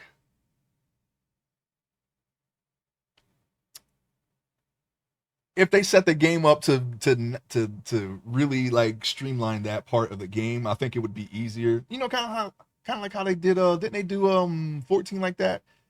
Where you just click a button and you just automatically switch jobs and you're in a whole new set of gear. What if you did that for just a gear set instead of a whole job on the fly, but without having to wait for your health and MP to catch back up to where it was?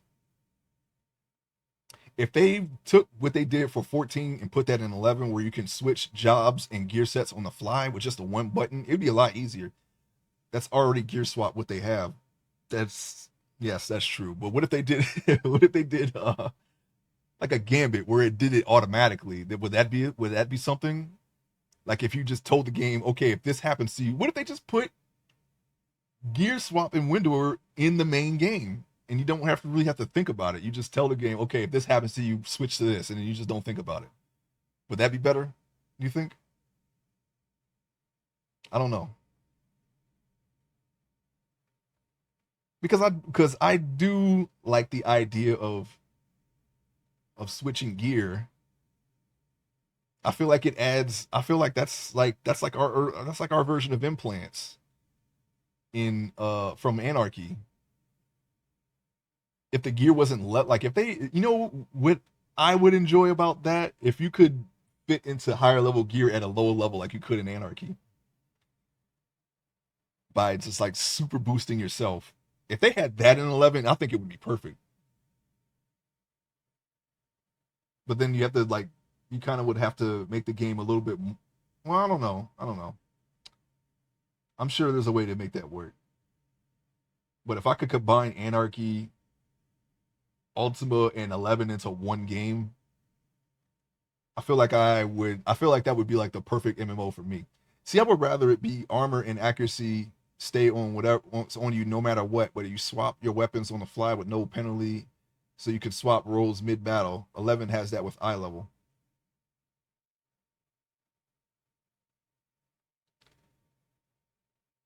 Well, yeah. See, then that's how implants could work, right? Like if you could put Anarchy's implants in 11 and you just have all that stuff on your implants.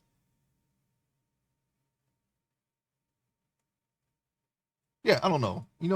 I think a lot about like an 11 inspired game. I don't know if it'll be online, but just like the mechanics and everything that made that game great, I would like to tackle trying to do that in a game of my own, but in a way that is not like a slog. It's fun. Try to make it fun, more fun, fun for today. Not like fun for 2004, where people had the time to tolerate all the time sink that you had to put into it. I would rather have the I would rather have a time sink be like a choice instead of a requirement. You know what I'm saying? Like you'll be rewarded if you put in that time, but you don't need to. That's the Xeno games. Which ones? It can't be no Xenosaga because I didn't get that. I did not get that vibe from that game. Xenosaga, maybe Xenogears. I haven't played those though. I watched Typo play them. I never played them myself. I don't really know how those games are played.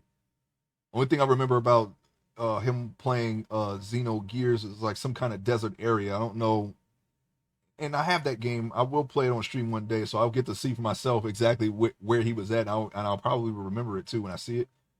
But that's what I remember about that game. It's some kind of desert area. Oh, Xenoblade Chronicles. Okay, gotcha. That's not the same thing as Xenogears, is it? That's a whole other thing, right?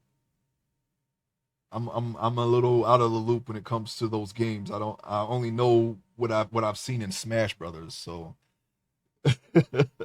totally different. That's what I thought. Yeah, the aesthetic alone is very different. So I was pretty sure that they weren't the same thing, but you never know. You never know. You never know what's a spinoff and what it isn't these days. You know, especially if you're not like in that fandom. I'm willing to try them. I don't. I have to see if I can get those games somehow, because I do want to play through a lot of RPGs. If nothing else, for just for the knowledge and inspiration to make my own RPG. But I do enjoy the genre. I just haven't played. I've only played I've already said this a lot of times, but I've only played a handful of RPGs. So, yo, these pack shaders make my forest look so good. Yeah, I know, man. I really enjoy the lighting in the water. And I don't have to do anything. It's fine the way it is. Like with Astralex, you have like a lot of customization options, but you have to kind of like set it up that way. You can customize the sky, the water, everything, how everything looks.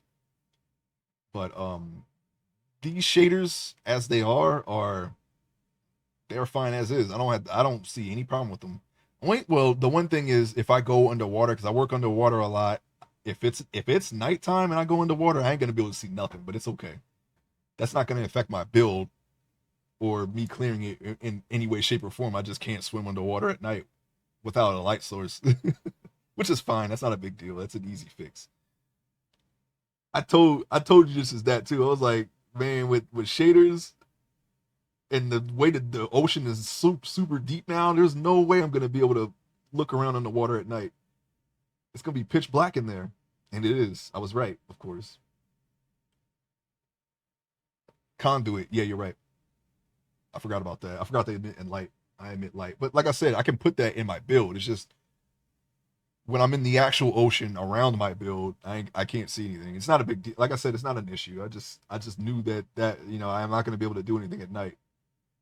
It's not a big deal. I got a bed nearby. It's a non-issue. I'm just saying that that's the only thing I don't like about shaders is that it blinds you at night when you're underwater. That's all. It's a little too realistic, but it's not a big deal. That's a nitpick, really. I'm still underwater at night because I know my own area well enough to where I can still navigate. I just can't see anything.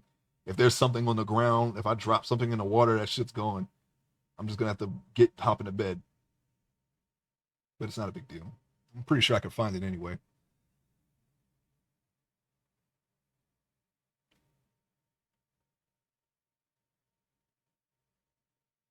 I'm using Create to pump the ocean now. I figured out a way to do it. It works, and the more water I pump, the faster it's gonna go. But I haven't. It's just I'm 2 days behind. I haven't played it for the last 2 days because I was doing art stuff on. I didn't hop on. I decided to draw a little bit on Thursday and Friday, so I didn't get to hop on the server. Otherwise, the water would probably be gone by now. But maybe this week, maybe sometime this week, we will see what happens there.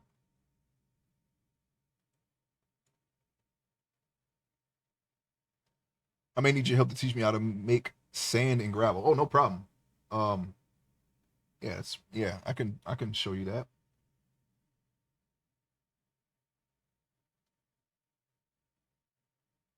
There's a lot of things that I want to do with Create now that I've been watching Judicious show me Beardstone's videos. I was like, man, this is the perfect way to see what Create can do because he does everything. So, and once I see it, I don't think he used the hose pulleys, but Judicious made a cart builder. He was trying to make this machine to see if it would be faster to clear out the water. And then that got me. I was like, okay, well, let me just look into the mod real quick and see if there's anything. And I found hose pulleys, and now I just use those. Those are pretty good. I wish I had started using those because then I wouldn't have to clear out all the sand that I put down. It would just be the walls, and that takes 2 seconds. But that's okay.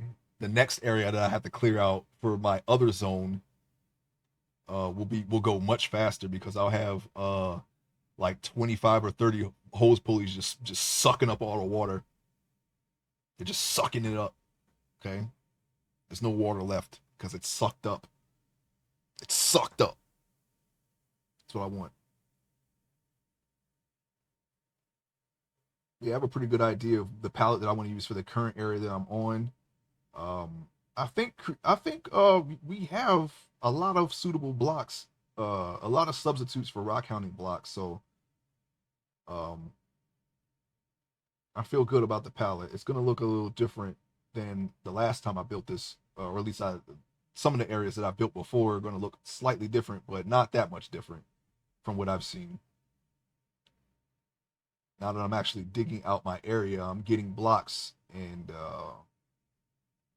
that'll make the area a little bit faster. The next area, anyway, a little bit faster once I set up this area here.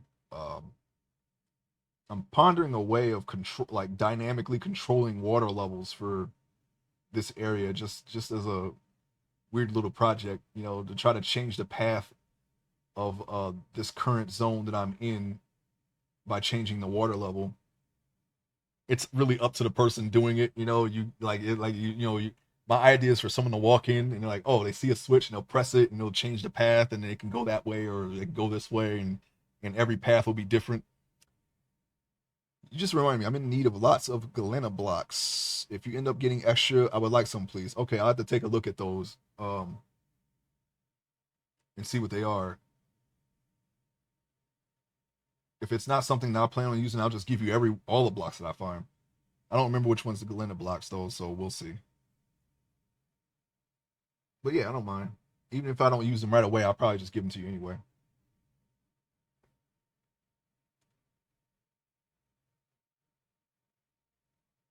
I'm probably going to use those rainbow glass for something else. I don't think I will use it for that build. It's a little too colorful for what I want the palette to be. I might switch back to Aurora. I just wanted to see what they look like. And that area is not even going to be square at this point. I'm going to try to make it more circular, just so it looks better. I don't want to make anything square this time.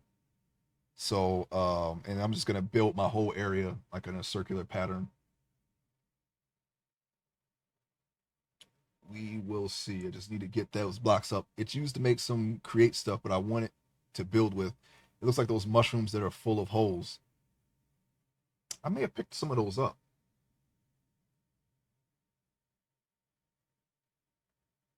I got a lot of create blocks in my area that I'm digging out currently. I'm digging down to white level 16.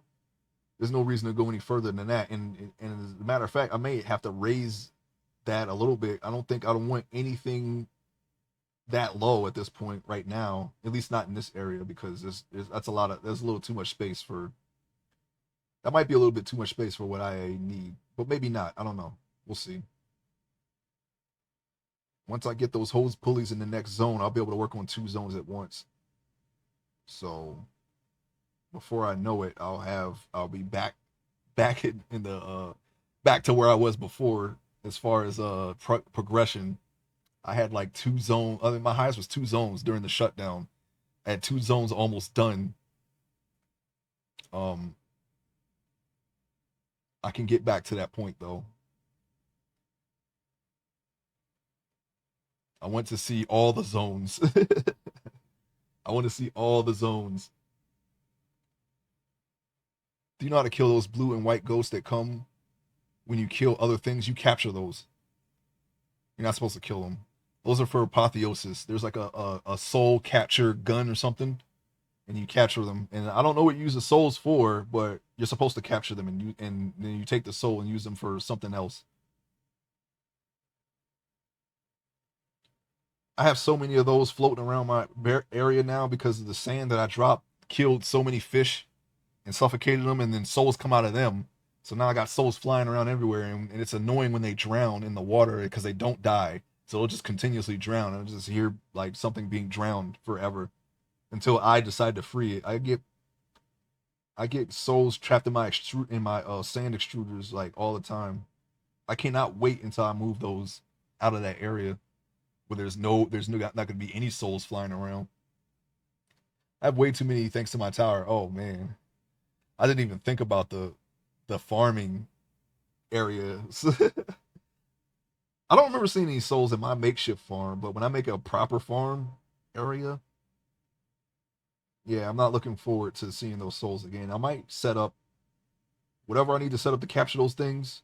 If I can automate that process, I will definitely look into it. That way, the souls are just caught, and I don't gotta worry about them. I gotta worry about seeing them or anything. Dang, ding, dang souls! Get them souls out of here.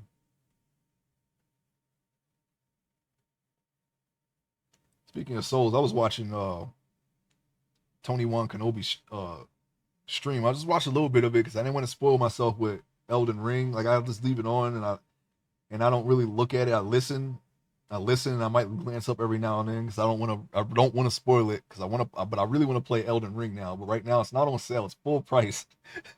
It's probably not going to go on sale anytime soon. You know, because it's Elden Ring. It's a very popular game. But I really want to play Elden Ring. But I'm trying to stay focused here on the currently on the things that I am already doing, like Minecraft. I want to get this build done. So as soon as my first area is done, I'm probably going to start streaming that. There is nothing we can't automate. Yeah, I just want to see it. I just want to see. Something feels off about this brush here. Don't know what it is.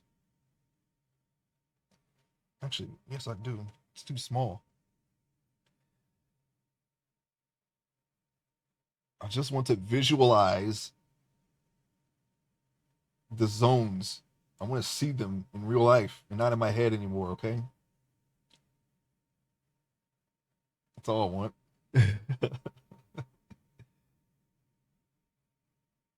Ballervania will manifest. And then we will all reach baller nirvana, okay?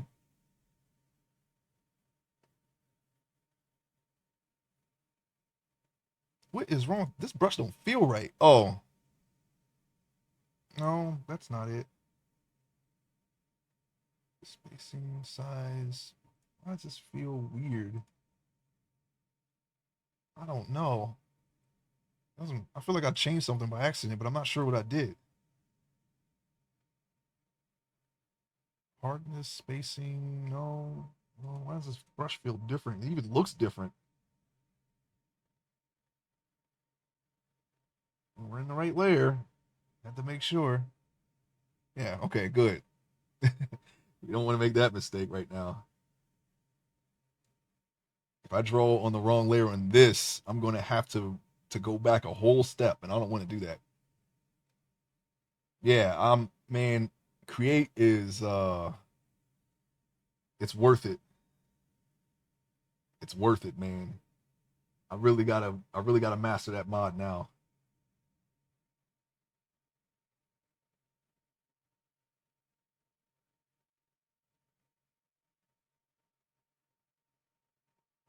This brush feels lighter. It feels like a watercolor marker or something now, and I'm not sure what happened. Is it the exposure? I don't know. I don't want to change that because I'm not sure. It wasn't like this before. Hmm.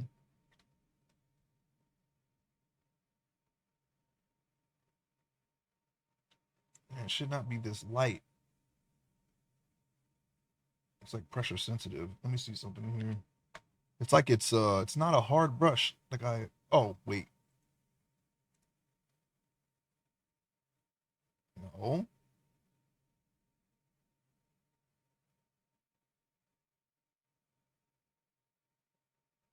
I guess it was the spacing. Yeah, okay, that's what it was. Somehow I changed the spacing. I don't know how I did it, but I did it. we'll work around this lighter area. I don't want to go back. Well, maybe I can go back. Let me see. I have 3 zones: Fade Forest, main one, Mushroom Fairy, Inspired, Cloud Colony, my Mind Colony. Yeah, we got the same wavelength on that one. I wanted to try something like that too. Air Fairy, Pixie, Inspired, and finally Clockwork Chaos, a huge angled slope hole full of machines. Think of it as Wolvopolos had an earthquake and was partially exposed. Funny you mentioned that zone. I was in there looking for a gold key.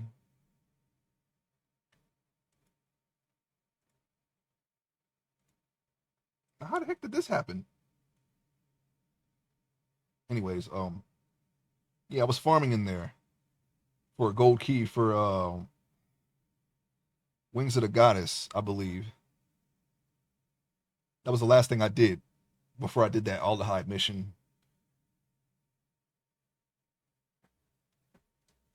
Oh no, that was for Cop. Never mind. That wasn't the last thing I did. Cop's done. I got Cop done on my new character. I'm like in Wings of the Goddess now, but it took a while for me to do that. So it's still fresh in my head. Anything that takes a long time, it feels like I just did it. I don't know. I don't know how to explain it. uh Old Tin Movopolos, Newton Van Movopolos. You have a lot of history with that zone, don't you? With your pup. It's too bad you don't need to do that stuff anymore. Or maybe a good thing. I don't know. I've never had to do that. I can just go to a vendor and get all that stuff for Puppet Master. That was like the latest job that, oh, excuse me, that I geared up. And you don't have to do any of that stuff that you used to do anymore.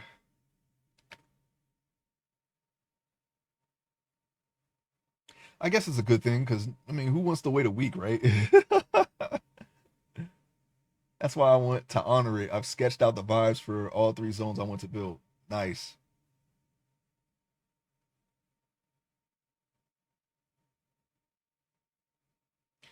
Just working on it one zone. Like I have a general idea of what I want to do on the entire island, but I'm just taking it one zone at a time right now.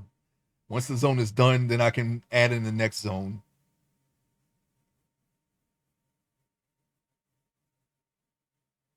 But I want my third zone to be centered around farming and villages. And one of the villages I do want to be like suspended in some way. I want to wait week 8. I want to wait a week 8. I want to separate the puppet masters from the dollar store knockoffs. Yeah, in those days, yeah. Now everyone's the same.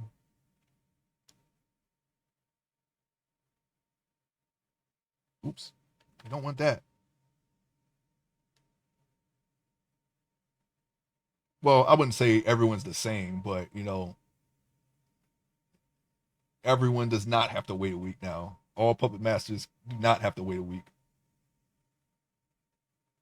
But there are vast differences. There are still vast differences between puppet masters. I can tell that.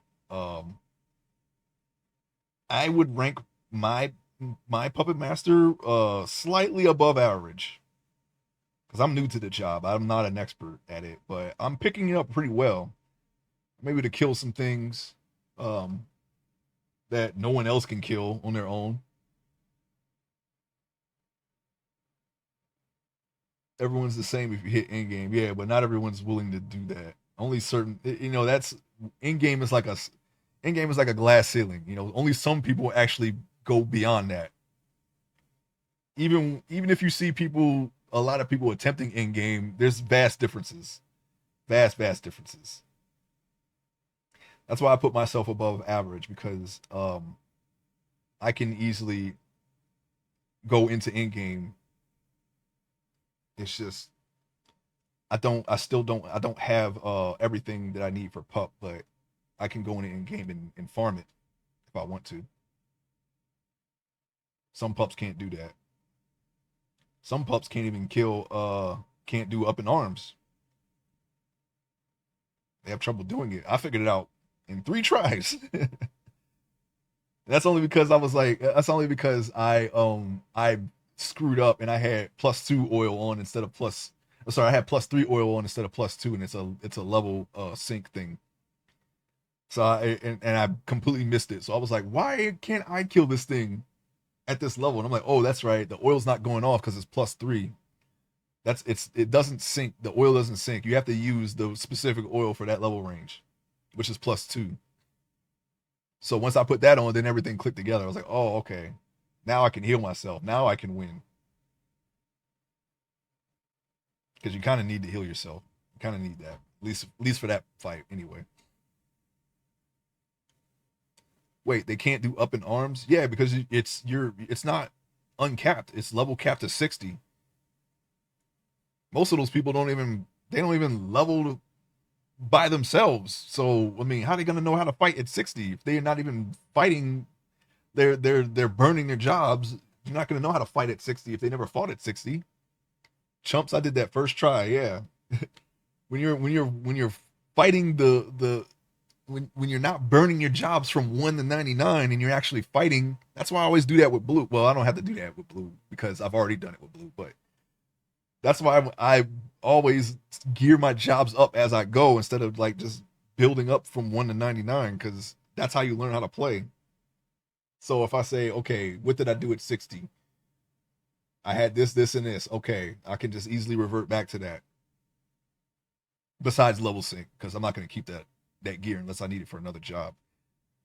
But if I still have the gear, then yes, I will do that. I'll just put on that gear.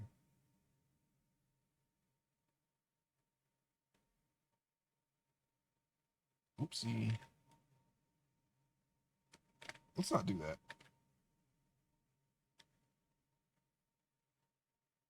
I'm gonna fix those. I'm gonna fix that. Oops. I'm gonna fix that later. I'm just gonna fill in these holes that I did not see here. But yeah, that's what I do. I just farm up in orbs until I get a cracking club. I'm not keeping any cracking clubs. I'm selling it. I'm selling it, and then I can use that money to gear up another job off the age. And I can farm my own job points in what's the points that you need before the capacity points and master points. So I can literally just gear myself up. Speaking of gear, how about that luck plus gear set? Yeah, I got you. Don't worry about it. I got you. I got you. I've been focused on other stuff, but I'll get you.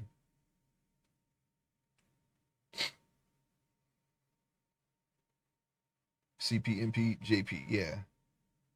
Merrick? Merritt. Okay, gotcha. Yeah, yeah, yeah, yeah, yeah, yeah. Almost forgot. I almost forgot. Yeah, Merritt. Yeah, yeah. I can do all that stuff on my own. So I already know. I know which gear to get off the age and which ones not to get. So it's not a big deal. There's like a small threshold that you can get that you can do where you can just farm your own stuff after that. Once you get it, once you get certain pieces of gear, and it's like, okay, I got this.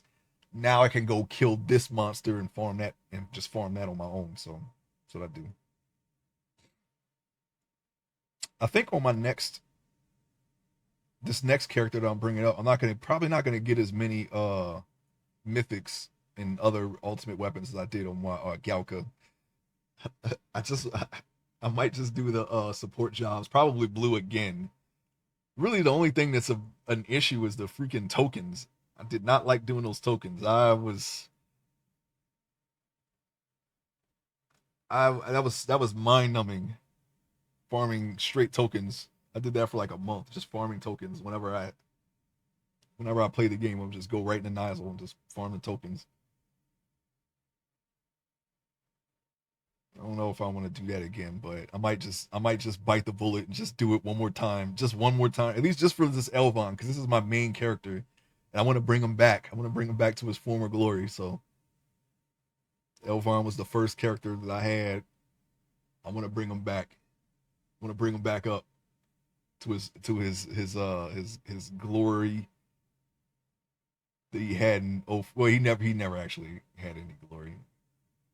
The highest he got was like level 50.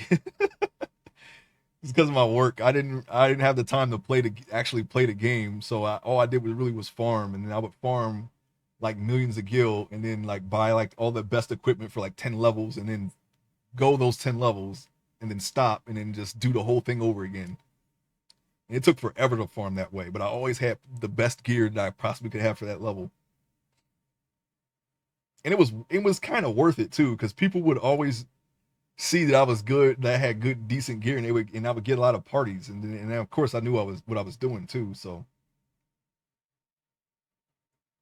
and I was thief. I never had a problem with thief. Never had a problem leveling thief for that reason, because I always had the. I was like, okay, they say that thieves don't get parties like that, huh? I was like, okay, I like thief. I like collecting gear or items and selling them for money. That's like one of thief's strengths, right? Besides sneak attack and trick attack. Like, okay, why not just gear it up all the way so I have the best chance of getting a party and it actually work. That's how I played. That's how I played it. Oh shoot, that's the wrong. So unnecessary. I had shit till 75 and then got balled out. Yeah, I mean you could do it that way, but it depended on your server. On Ragnarok, I felt like reputation meant way more because people were like, "Nah, that guy's gimp. Don't don't invite him." And I never wanted to ever go through that. So I made sure that I learned everything I could about my job. I learned how to play it. I was never my skills were never not capped. I had all my spells when I was red mage. I knew how to play the job. I knew how to do skill chains and all that stuff. It was fun to me. It wasn't really a big deal, but it took a lot longer, and that was really all I could do because I was because my work I couldn't really play. I couldn't really sit down and level a lot. I was only able to do that sometimes. So I just did farming whenever I wanted to play the game. I never had that problem. I only had Lol Pup and Lol Dragoon. Yeah, when you pick those jobs, just yeah, you're going to have to do some things on your own. I kind of wish I had started with those two. I was a little tempted to play with Dragoon, but I never did it really. Typo, he started with Dragoon. He never really had any problems with parties and whatnot. He didn't really take things as serious as some of us did, but he was never really locked out of anything. He knew Dragoon well enough. So I thought maybe I was like, well, he's not having any problems with it, and I'm probably gonna go overboard, so maybe I won't have any problems with it. But I never really did it. I beat all the story solos of Dragoon after Operation Homepoint flop. Oh yeah, but it didn't flop. It just for whatever reason they reset all your stuff because of a miscommunication error or something. I don't know what the heck happened. All I know is that it was whatever problem it was. I'm glad I've never encountered it. I don't know. Normally when I level a job, I do one AF quest at a time, and I do everything I can on that job until a certain point, and then once I'm done, I'm like, okay, I got this job to this point, and let me work on another job. That's how I do it. So I never had to run into that problem. I think what you did was you were leveling beasts, and you decided to switch to another job like mid progression or something like that, and you had still had I don't know what the heck happened. I don't know, but whatever happened, it would not have happened to me because that's just not how I approach the game. I try to focus on one thing at a time when it comes to 11. So I don't know. Still weird that they didn't just like set you back like a month or 3 months or however long it was. That would have been more favorable than just back to 2013. That was a lot of progress too, man. That was a lot of progress. We had the story. We were both in Wings of the Goddess. We had Ambuscade. Oh man, we had all kinds of stuff. Beast Quest use the same question mark as my pup. Limit break quest and I couldn't progress because the game couldn't figure out what quest to start. Yeah, I don't know, man. I feel like that's weird. Like I don't know. I don't even know if that was it because when I look at maps, they always have different question marks for each quest, but I don't know. You know, I break games. Yeah, well, it's 11 is not exactly a well coded game, unfortunately. So, uh, so weird. Because I've been doing because I collect. When I level up a job, I get the AF now because I can reforge it, and some of that stuff is good. You know, even for end game. So I just get when I do a job now, at least on a new character, I get all the AF out of the way, so that way I can just reforge it when the time comes. But um, yeah, it's just still, man, it's so weird. I I don't know. I don't know. I did Beastmaster. Wait, did I do Beastmaster on 'cause yeah, because I wanted to get a what did I get? I got a Gutler. I got a Gutler for Beastmaster, and I wanted to get Farsha and maybe the Mythic I was thinking about, but then I would have to go back into the tower again on my Galka, and I think I don't want to get any more weapons on my Galka. I think my Galka is good on that. Um, yeah, any new weapons are going to go on my other character. I don't want to get any more for my Galka has enough. I think I'm done with my Galka. uh, yeah, it's just really you were there. Yeah, I know I was there. I know. I just still don't get it. It's like I don't know, man. I never had that problem. I don't get why they did it. I don't get why they did it that way. I mean, I get your problem. I just don't get why they did that. Normally, when I see people say when people get rolled back, they roll it. They don't roll it back any further than they have to. For other people, according to their word, it's just weird that they just said, no, let's go all the way back to 2013 and back to when we were on Bismarck. Just forget Siren. Okay, forget everything on Siren. Forget everything on whatever else we were on. Ragnarok, whatever. No, Ragnarok was before Bismarck. They took us all the way back to Bismarck. They took you all the way back to Bismarck. I don't get it, man. They killed Home Point. Well, I kept going. My half is okay, I guess, but they killed your half, definitely.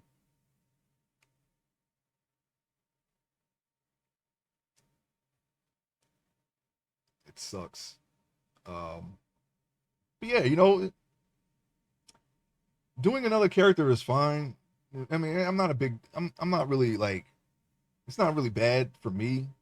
The only thing that's bad is getting those spells again because I'm doing Blue Mage again. I was going to wait and I was just going to do Warrior. If they let me do Warrior all the way up, if I was able to beat Warrior on Aldehide, I would be done with Wings of the Goddess right now. But I can't keep her alive on Warrior. I just can't. I can't do it. I know how to play Warrior.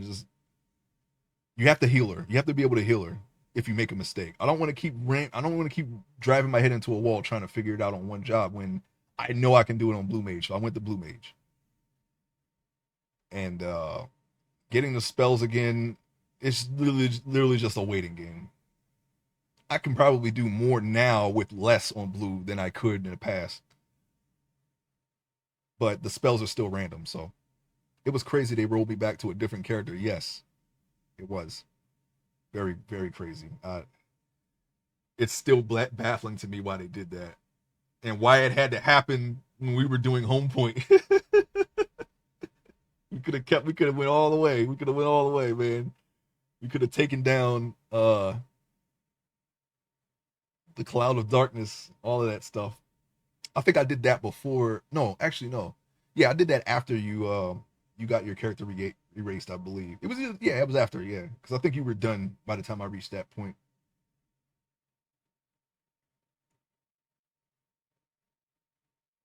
Cloud of Darkness.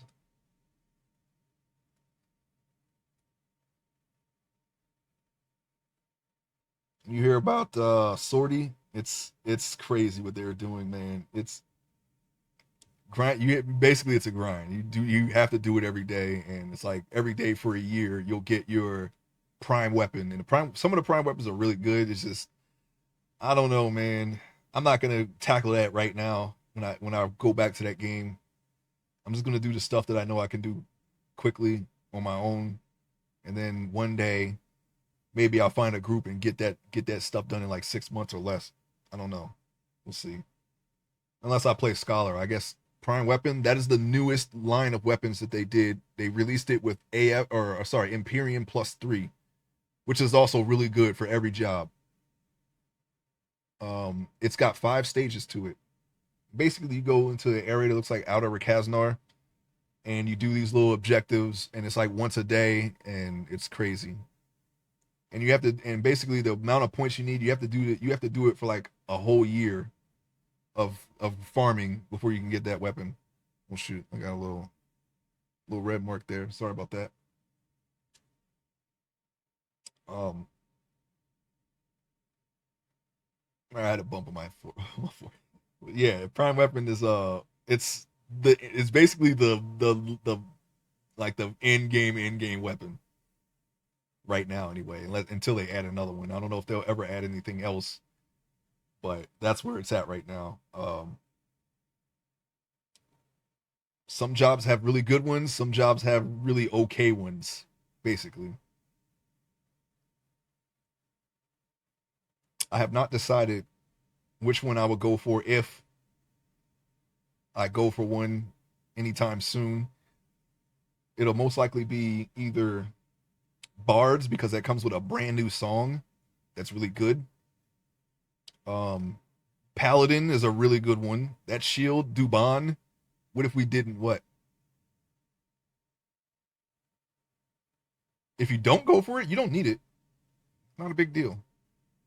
You can still go in there and get AF3 if you want. That's a much shorter path, but you don't have to go for the prime weapon. I'm just I kind of want one, and one is probably as far as I'll go. No, as in, what if that didn't exist? If you didn't exist, and it's fine. It's not a big deal if you don't get it. There's still all the other stuff that you can get. Many people aren't really getting those anyway. Some people most of the player base is still doing Odyssey. Oh, they have weapon skills also. Yes, yes, yes, yes, yes. Brand new weapon skills. Well, not brand new, but yeah, they have their own weapon skills. It's like modified versions of the relic ones. But yes, brand new weapon skills for all intents and purposes. Abilities, aftermaths, things like that you get when you use the weapon skill.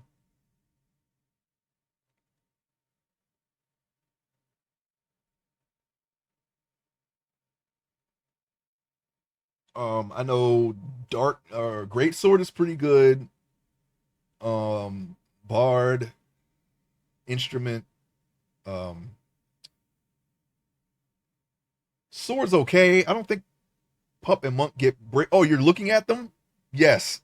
Yeah, just look at them because they're hand to hand is okay. I think maybe someone has found a use for them right now, but when they first come out, people had like their quick, um, just off the cuff takes about them. Maybe they're good now. I don't know. I don't know how they're used now, but when they came out, people were like, okay, this one and this one and this one.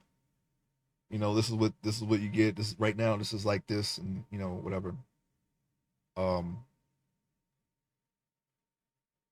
I think with the last time I checked, you'll probably if you already have Vera Thragna or King Konkin or one of those, you're pretty much good. I mean, you can just rock with those, but I don't know. I didn't really look at hand to hand like that. I know that Samurai's sword probably isn't as good unless something changed since I looked. I don't know.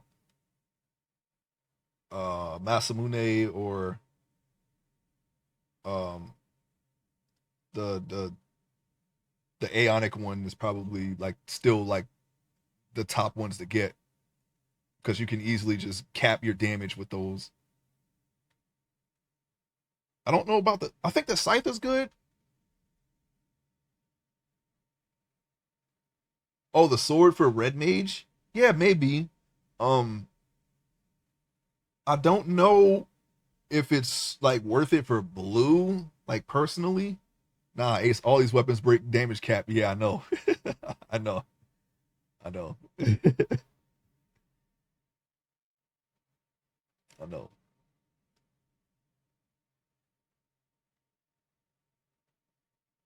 I know.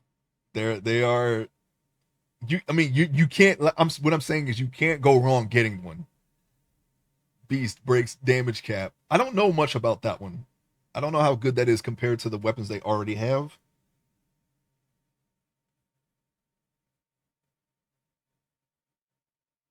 I think when I start playing that again, I'm going to take a closer look at those. But from for all intents and purposes, I know that I'm going to get at least the instrument for support. I don't have paladin leveled yet, so um I don't know about the shield, but if you don't have a shield, that's the shield you get. You get the prime shield, hands down. You don't need any other shields from what it looks like. And if you get that to stage 5, oh, I should mention that it's the last stage that takes about a year, not the whole process. So it's like you got to really be locked in for the final stage. But if you get the final stage shield and it has a purple aura, they all have like a magenta or purple aura or something like that. That yes, the shield is like literally like the best shield for paladin. It's probably one of the best prime weapons, I think, or weapon. It's a shield, but you know what I'm saying. Pretty much, yes, pretty much. The shield is one of the best at a glance. I've never played paladin. Paladin was your guy. I played paladin on 14, but I don't know 11. I don't know anything about paladin on 11. That's another job that I got to get into. Um I might save that job for last and then at least stream learning that job, you know, because I don't know much about paladin, but got to get that shield. That's the only thing. There's no point getting an Aegis. There's no point getting an O chain. There's no point getting any other shield in between those. You go straight for the prime shield. That I know. I mean, you got to have a shield right before then, but other than that, the prime shield is your goal, your destination. You got to get it. You just have to. It's a shield. You get it exactly. That's why I said, and I have Bard. I know I have, I learned how to play Bard. Like I'm trying to get Bard to a point where I know it as well as Blue Mage, so that way I can fit into any setup that I want. Blue Mage doesn't fit everywhere, and it's +4 songs. Yes, exactly, exactly. I want to get Bard to the skill level that I'm at with Blue, and probably beyond. Um, doesn't Corsair get a gun? I didn't really look at the gun. I heard it was okay. Get that shield. Hey, little thief. Good afternoon. Yeah. Um, I'm going to probably call it here in a little bit too, but thanks for stopping by. Um, I'm probably gonna actually you know what? Yeah, because I'll lay the other shadows down tomorrow. So I gotta stop too and get ready. But yeah, that's the one you get. You get the shield and instrument at a glance are like the best ones. I don't know about ninja. I don't know about dagger, but those two definitely. All right. I will be on tomorrow morning, of course. Thank you all for stopping by. I will be back tomorrow. We're going to continue on putting in the grayscale shadows for this picture I'm doing. Still working on the 3D mesh. I'm just copying and pasting polygons over and over. I'm trying to get that done so we can move on to the next step and I can start streaming that again. But yes, that is the plan, and that's where we'll be at. So I'll hope to see you there. Take care. Have a great rest of your day.